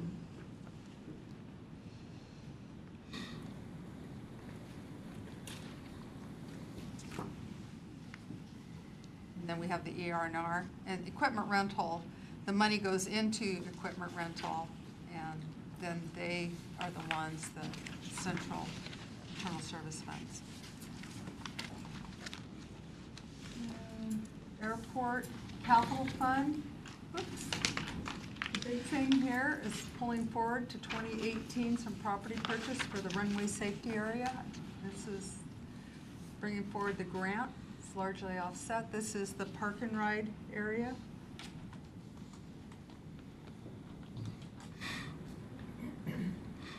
And then the cemetery, they're bringing some money in. They're transferring money in from the cemetery endowed. They can use the interest earned on the cemetery endowed care for capital or improvements at the cemetery, and that's the money they're going to utilize to do some asphalt repair work at the cemetery. Now, facilities fund. We talked about the HVAC repair coming out of their fund balance for this portion of the City Hall remodel. IT, innovation and technology.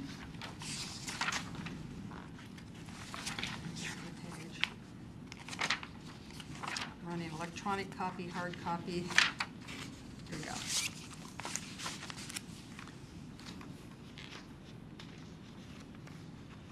Reducing, or they're adding, this is the administrative assistant.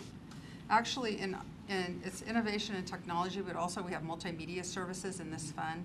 So there's two components in this fund. So we see the administrative assistant, a portion of that that position's time being charged to the multimedia portion of this. And we have some upgrades to the CRW system. We're recognizing the interfund revenue that was budgeted out. Had a conversation with staff about this, why our transfers out didn't equal our transfers in. That was a enlightening conversation to some. And so it's, you know, refer to them as technical corrections, things that fall through the cracks. We hope that you get everything in there, but sometimes it just doesn't happen.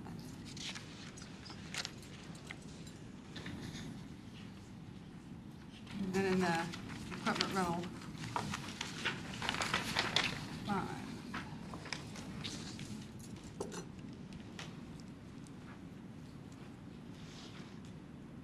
Equipment rental. Here's where that lease is. This is where you see the 41.5. This is that lease that you saw that we were moving around in water, sewer, and storm. And here's where we're moving it out of the capital fund here into the operating budgets. Deactivated a position down there early last year. This is removing, it was put into the budget, but then the position was deactivated. So this is removing it from the 2018 budget. And there's our payroll specialist again. In the capital fund, there's the lease, funding request.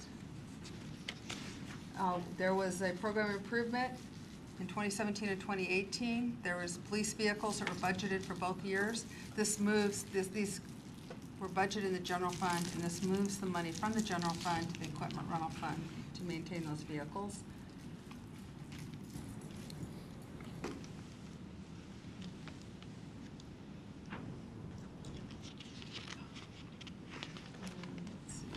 Capital fund for IT. Here's the Shelley? Councilmember Troutman.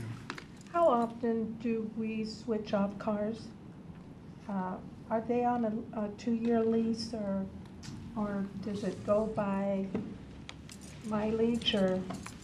I think they look at each car, and they aren't leased. We own the vehicles, and I'm thinking it's around, is it 3 years? Have we stretched them out? 3 years on the patrol vehicles, yes, because of the wear and tear. They're going all the time. Running all the time. Have them beat them up. We had a presentation on this a short while ago that explained all of the different shelf life for those vehicles from M&O and police and everyone else. I remember now that you said that. And this is where the locators are for the police vehicles that we've talked about. Fire pension fund, we have some higher, here's our payroll. And also the salaries and the salaries for the battalion chief and the fire marshal for their collective bargaining unit were higher than we had anticipated. So we need to increase the expenditures in the fire pension fund to accommodate for those payouts. Councilmember Pelosi. Explain that a little further, if you could. Salary benefits for battalion chief and Okay. fire marshal. This is for the LUF 1 retirees. Okay. Yeah. I'm sorry. I'm with you. Okay. My brain didn't engage. Yeah. It's getting late. Okay. Now, this is the summary of capital changes. Okay, and finally, attachment 4 and 5 represent what the ad hoc committee on $20 car tabs recommendation is or was or can be said to be. Attachment 4 shows projects in 2017 and 2018 that were budgeted with real estate excise tax. And the recommendation is to forego these projects in the 2017 and 2018 budget and reallocate that money to a fund or funding of streets. There's an additional fund balance of 1.3 million from general government savings, bringing it to just under $2.9 million that would be transferred into this new fund. And the new fund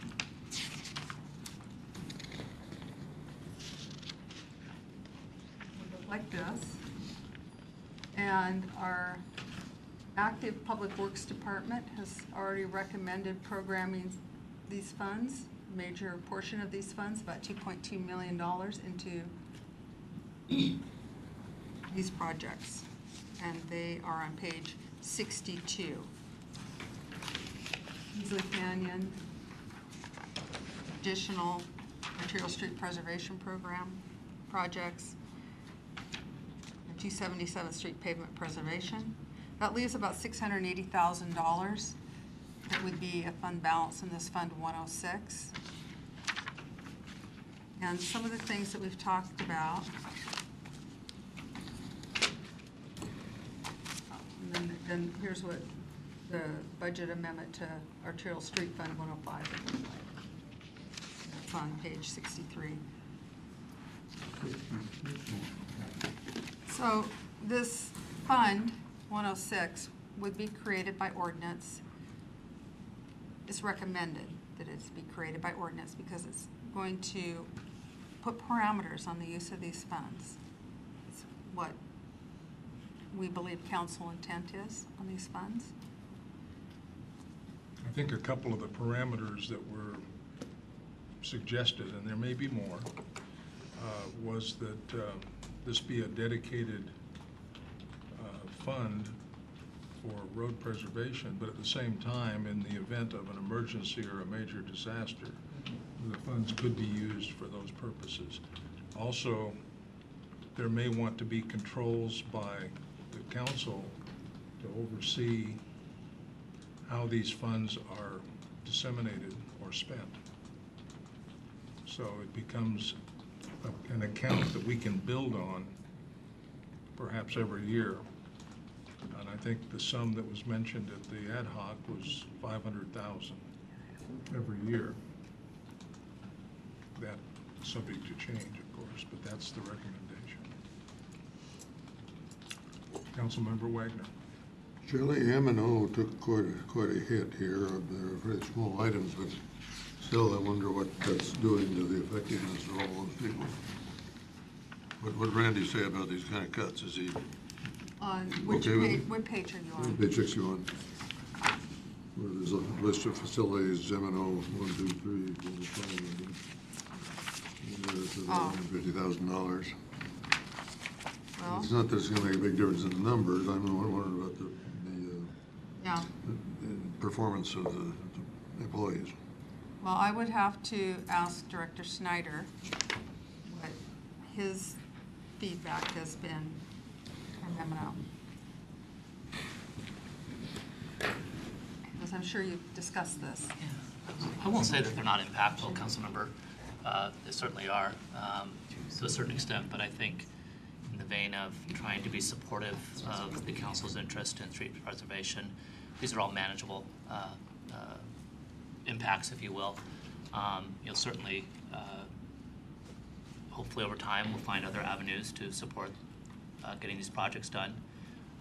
But I think you know your M&O staff is very good at working with what they have and has very creative solutions. And so a lot of these are to improve space. A lot of these are to look forward as we grow as a city.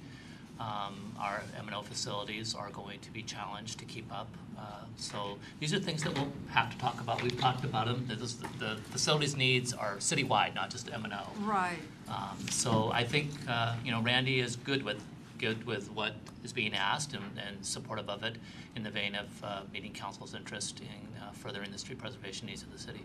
Well, the only one that I think is maybe penny-wise and pound foolish is the M&O master planning. Because if we move the thing up to Lee Hill or someplace, all these first four things would have been bad investments in that site.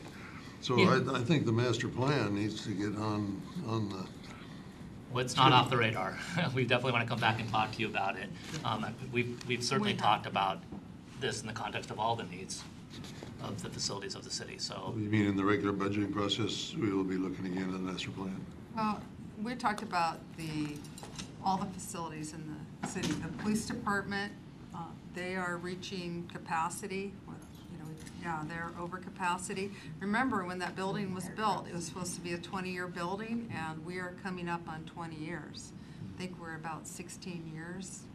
Was it 2022? 20, or 2001? 2004. 2002? 2001? 4? Okay, 4. Okay, so we're coming up on that. It was to be a 20-year building, but it turned out to be more like a 15-year building. What line item is that? I don't see it on this page. Well, it's not on here. It's, these are things that we need to think about, and we're going to need to do something, Yep. at least, because they're bursting at the seams. And M&O, they're really If you've had the crammed chance to in go there. down there, they've used every nook and cranny of Yeah. that site. Exactly. Mayor Backus. So this attachment 4 that's showing removal from REIT, that doesn't necessarily mean each one of these projects is not moving forward. It's changing funding sources too, correct? Some of them are. Yeah, Yes, so, some of them are. so it's not that everything on this list is not being funded. It's just that the funding source changed from REIT to another source, The, like the lunchroom, right? Lunchroom is coming out of all 4 of those. we don't have anything in there for it. You've got it coming through water, storm, sewer. Oh, yeah, okay. We've moved it out. Same thing with master planning, right? On your- I think it was 12, let's see. I'm looking at too many different things here. It'd be in the capital funds, 560.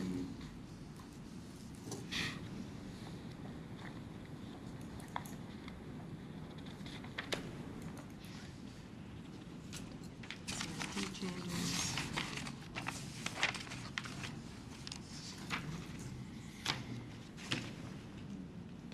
Yeah, the M&O lunchroom expansion is going forward, but the master planning is not. It's coming out. But to come to your point, Councilmember Wagner, I think M&O, and along with what Director Coleman pointed out about police facilities, there is a need to look at facilities. For example, M&O is a 9-acre site, probably adequate for a city of 30 to 40,000. We're a city of almost 80,000 and growing. So we are going to have to continue to look at how we meet that need with additional lands and buildings down at M&O, not dissimilar to what our friends in police are facing. We probably can't be helping our recruiting for police to have a guy come in for an interview and see that So small. No, you can't get cramped down the hall. situation, so. It's the people that's bringing it. And you don't want any fire drills there because you couldn't get down the hallways. Sure you can. So I would like, I don't know if I move forward and then the ad hoc committee's requesting this, I can just fold it into the budget. Or if you would like this to come forward as something to vote on separately. Deputy Mayor Wells. I've already emailed Danny and asked that at our October meeting, study session, that we talk about budget. And we can talk about that at that time if you want some time to think about it. Though I couldn't figure out, with it being Columbus Day, if we meet on Tuesday or Wednesday of that week. And I hope that Danny can figure it out for me. But we could wait and discuss it at that time.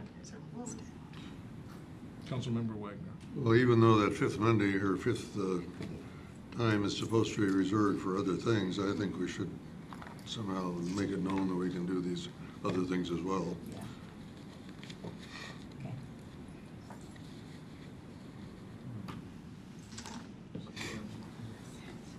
That concludes my presentation.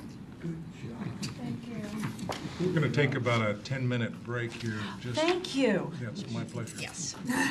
We'll reconvene here at approximately 8:10 or thereabouts, 8:05. Study session, I think it was. It's on the Tuesday. Yeah. And I said something today on that study session agenda. If you could remember to include me on that, I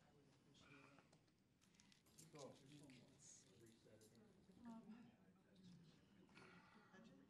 Found the shelter costs. Trying to just come up with something.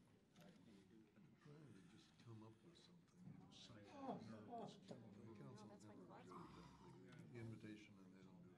October 9th is a Monday. If Mayor Wells likes. I don't want to get into the formation. Okay, so I've got to redo it. Yeah, to see the two of us on the golf course, it's like poetry in motion. Thank God for golf carts. Budget, where we're gonna do 50 million. Talking about 200 versus 2,000 for bumps. So you plan that one? No, and they say, no, it's covered, then I know it's covered. Okay, then I know what I'm asking for. In terms of council bringing forward and having a say in the matter of funding program, we just never done it. Maybe we need a form, a template. Yeah, well, Fill we in need your to do name it. or something. And we need to do it before the budget is Oh, due, not exactly. after, yes. So October 9th is a Monday. Okay, and so isn't that? It is we the would- 9th, nope. So we do it on Columbus Day, we meet? Yeah. Okay, great, great. It's not a city holiday. Oh, darn, great. Thank you. Yeah.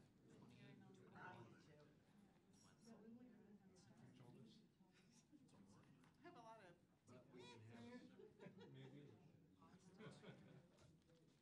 They talked about stuff. See you tomorrow. All right. Did you get your jacket from upstairs? Dawned on me. I was gonna bring it down, and then I came down with someone else and forgot to grab it. Okay. 'Cause it's, I put it on the counter intending to bring it. Okay, all right. Plus the improved value, something that Yeah, up right, on the that we place. put into it. Want to see my new toy? A slick holster. Most of that. My iPhone. Stick 'em up. Feels like old times. It does. Take mine. Take mine away from me. Energy. Take this one and put it over there. Shelley, nice job as usual. I was, so you might just crunch and then. 5:15 came early this morning. I got to sleep in this morning because it was late start for the for the school kids today. And I take my grandson to school. Yeah, that's what you do. He got to sleep in and so did I. He is in 8th grade. Just, so they can see it. I guess you heard Jeanette. Yeah. Yeah. And it's already a huge agenda. San Diego went to GPS reporting in the trunks of the cars. It's working as a consultant. Okay, go ahead. Computer. Really bad. Really, really? I was considering getting up. Computer expert, because they had to convince the rank and file that this was not a way for management to spy on them. They had already tagged the system, Sergeant Hiding in Trunk System, work out the acronym on that. Sergeant hiding in trunk, shame on you. Yeah, that's what, well, that's not what I called it, that's what the rank and file called it. That's why I put on my last tires. What was this, it's a generation Need a difference. little testosterone in there. I wanted to get the cap. The officer said, "I'm gonna take my wife off for a stop." Oh, Bob. Oh, that's how long these study sessions go. This shouldn't take, this should not take. This shouldn't take long, but it could. Have Bob set the pace. I know, I know.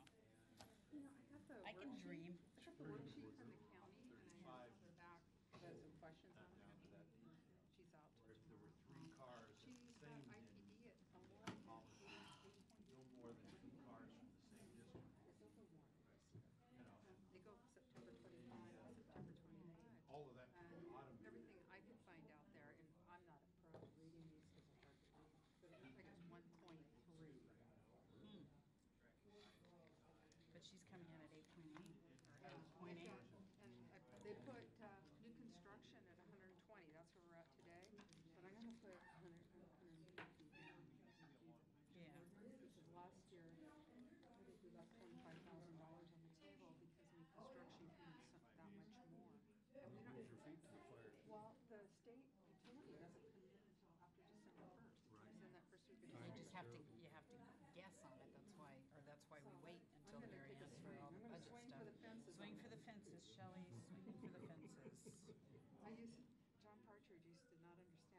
storage.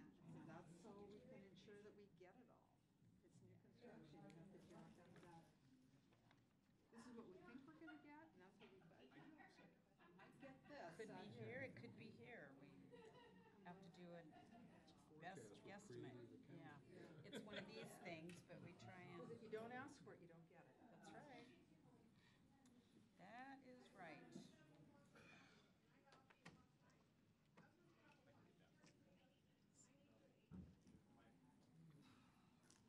Joe doesn't come back till Thursday. That's fine. Can I get one of those vibrating massage chairs? I gotta get the blood circulate. So I went, You did I know go where. through that thorough enough for you? Bring you See, I my laid it out different this time, rather vibrating than thing on a that runs up and grid. down the I spine just for wanted my to chair. talk about what in my we're living doing. room. And I found the breakdown for that I 3. forgot I had it there. Bill. Yeah, it's Sciatic nerve. 200 and Put your some for seat up a that. little bit. You look like a It's like tiny little kid down there. 20 to 230, Yeah. something like that. Yeah. On the side here, there's Yeah. a, there's a Right button. side, The right side, the other right. Blaine has- your right. No, and I didn't think about Just push it and it goes up. Push locating it up. it, brushing up on it, right there. You look so tiny. 217. Tall fellow.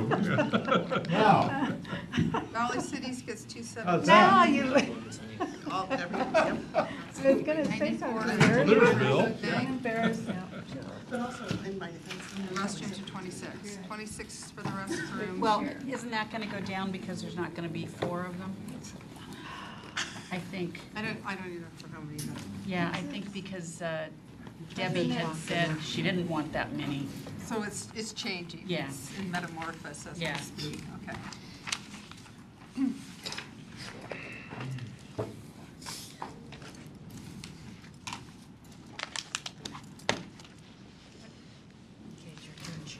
I think we're all here, so let's call it back to order, All right. shall we? I wanted to talk to you about revenues for 2018. We'll be calling for a public hearing in October, I think, or early November, a public hearing on property tax levy as well as the budget. But this is just kind of a precursor, what we have now. And we received assessed value late last week, and we've got about an 8% increase. We're up to almost 10.3 billion. They're telling us that we have new NCI, new construction improvements of 120 million so far. This will go up. This number will go up. And what I was explaining at break here, that when we do the budget or the property tax ordinance, I'll probably put a number in there for new construction, because if we don't ask for it, we don't get it. And the state utility tax new construction doesn't come in till after December 1st. It comes in that first week of December, but we have to have our ordinance in by the end of November. So I will respectfully request from council to allow me to take some liberty with that new construction number and push it up there a bit, so we don't leave any money on the table. And it's new construction. It doesn't impact the existing property, because every dollar that increases, there'll be an increase in assessed value. so moved. I second. Okay, Can't vote here, but we think you're wonderful. all right. You go, girl. Highest allowable 2017 levy is just under 21 million. I'm putting a 1% increase in there, which we're allowed to do we do the lesser of 1% or implicit price deflator. The county put in 0.81% for implicit price deflator, which is set today. I don't know how that number, I went and looked online, it looks like it's gonna be like 1.3, I don't know why they have 0.81. She's out till tomorrow, so she can't explain to me why she put 0.81 in there. So I went with 1%. I'm thinking that's what it's gonna be. The new construction levy is here, 263 for a total of 21.5 million, and the levy rate per thousand will drop down to about $2.09. If you look at the budget, you say, why is the budget less than the 21.5 million? We generally budget about 99% of that. And then this is just, when I want to talk about revenues, here's general fund. This is revenues. This is what we have budgeted, just under $66 million in the existing 2018 budget. Here are the amendments to that budget. And again, there's the $500,000 in property tax, and we're under 21.3 in the budget, which yes, that's less than the 21.5 as we just discussed. There's the other taxes. Where did my little pointer go? For about 171,000. Intergovernmental is the traffic school, and the charges for services is the police officer that is over the Criminal Justice Training Center. This will adjust the revenue budget up to about $66.9 million in the general fund as it stands now. Councilmember Wagner? On the first page, under new construction improvements, NCI, 120 million. We must have at least that much in the reserve, don't we, let alone anything else that's going on?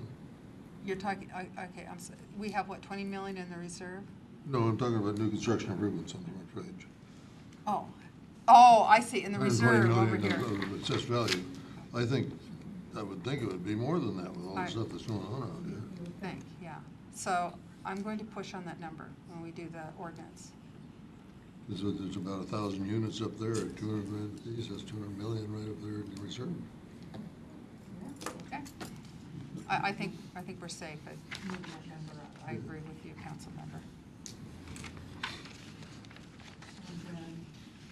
So there's our revised revenue. This is just general fund. And then I put some charts in for you. This is the original budget. Here's a nice picture.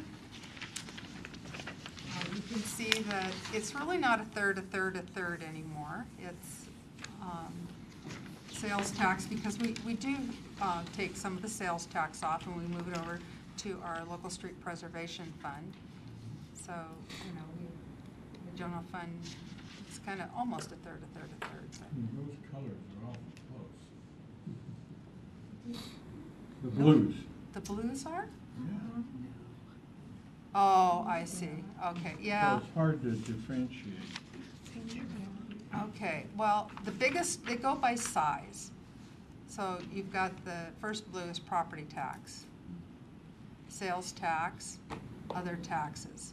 They see, and then it goes over to licenses and permits, which is the yellow, and the next blue is governmental. So it kind of goes 1, 2, 3, 4, 5, 6. I'll work on my graph making skills, my pie charts. And then here it is with the added revenues, the 800-some thousand. And then this last page is consolidated of everything that we're doing in the general fund, where this is the budget amendment. So we're adjusting the general fund by about $2.3 million, increasing it up. And then these are the new funding requests, and I've listed those, itemized those. And I think that's my last, nope, I got this one. Oh, and then I took those to show the ending fund balance with ongoing adjustments, the new funding requests. Of 7.4, which you've already talked about. That's just a summary of, so I wanted to throw that summary in there after everything we've talked about tonight. That's just a very cheat sheet summary for you. Shelley, the red represents? A use. These are ongoing. These are the technical, this is the $700,000 for the police wages plus those technical corrections on positions that were dropped. This is the admin assistant. I see the rest. And these are the new items. And I did find the homeless shelter in there, and it's about $211,000 for the sheltering. The restrooms were about 25, and the balance goes to the food bank for services. For the day center. Yeah, that's in a nutshell. you so much, Shelley. Great job, as always. Good job. All right, thank you. I gotta get some jokes or something. Bring back the cups. Okay, cups, I had those at the Citizen Academy. I had the cups, and I did tell a joke, so. And they had, and they With that, I liked will it. turn It the was- meeting back over It was to very Deputy PG, Mayor okay, Wells. it was very PG. It was not- Again, Shelley, we want to thank you for, sometimes we ask the same question 4 different ways, but we just really appreciate, you're always patient with us, and you have your nice tables and graphs for us, and thank you again. You're welcome. If, we'll move on to other discussion items, new business, then let's talk about the matrix. I have down that we want to add to the matrix the Avenue Theater. That would probably go under the egg yolk yellow area.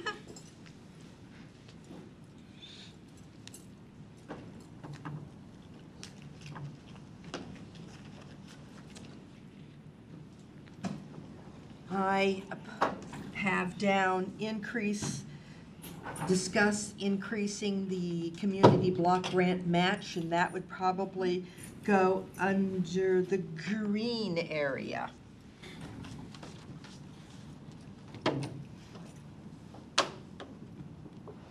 Council budget priorities, I listed that. And it might not be a good idea, I put it at the next study session, and didn't you say, Rich, that one's kind of packed already? Yeah, we got a lot of CDP, at least 2 hours worth. Okay, so maybe we'll move that, I'll ask for that to be on the October 23rd one. What do you think? That gives you more time to think about budget. Okay? What's that? The speed bumps. Speed bumps, I didn't put that anywhere. I don't think it's a priority, but it's really helpful when we understand, you know, what Traffic the- calming. A lot of Yes. traffic calming. Yeah, okay. Water subject. Okay. Where would you like traffic calming? Municipal services, I suppose. Okay, I didn't hear what you wanted traffic calming. we put it on your municipal services. Other ideas? Yes, criminal justice system, Okay, where would you like that? under, It's a muni services. yeah, mini services. What's an awful broad topic, can you be a little more specific? Well, I said, I've got a note here that says start to now. You wanted the courts. Hmm? You wanted information on From the the courts. court systems, Yeah. number of cases and all of that. Yeah, that- And budget. Okay, and budget.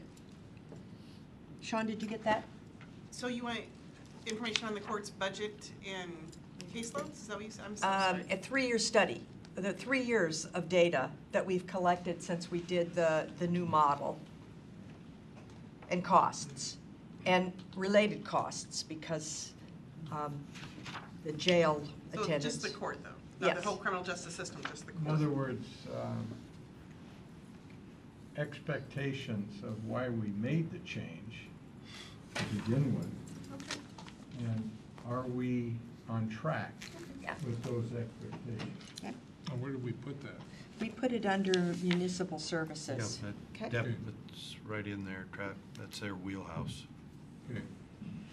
Rich? On item 6, I'd like to expand that description a little bit. It's supposed to be property at 104th, 102nd, and plans for the Green River Park.